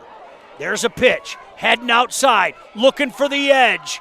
Boy, he nearly got there, Grant. Out past the 25. This exciting freshman running back, Aiden Gatewood, carries all the way up to the 23-yard line. Yeah, and sometimes you can look at a player and just by the way they move, by their mannerisms, by the way they cut, how many steps does it take for them to get in and out of their break, you can tell, even without the football, that they're going to be something special. Aiden Gatewood is showing that he is on this team for a reason as a freshman. Sean Walicki brings the play in. He's a fullback linebacker and doing a little quarterbacking now as well. Play clock is down inside 10, 7, inside handoff. They're not going to get the first down. Brought down at about the 22-yard line, a gain of 1, but they don't have to run another play here, Grant. Yep. That is going to do it for this one. A fantastic win for Lumen Christi tonight. On really just a fun night out here. Tip of the cap to both these teams, no doubt about it. They're both state champions. But tonight, it's the Titans. They come away with the 54-34 victory here on the State Champs Network and Local 4 Plus. Don't you go anywhere. We'll have our post-game extravaganza next. We put 73 pepperonis on a large pizza for $9.99 because we can. The 73 Classic is goated. There's classic cup pep in every single bite. Order a 73 Classic now. We're not playing. We do bold. Hungry? Howie's! I'm working right now, and so is Sam Bernstein Law. They're open right now. You know why? Because they work as hard as me to win. Don't wait until tomorrow to get the help you need today. Open 24/7. That's the Bernstein advantage. Open right now. Call Sam.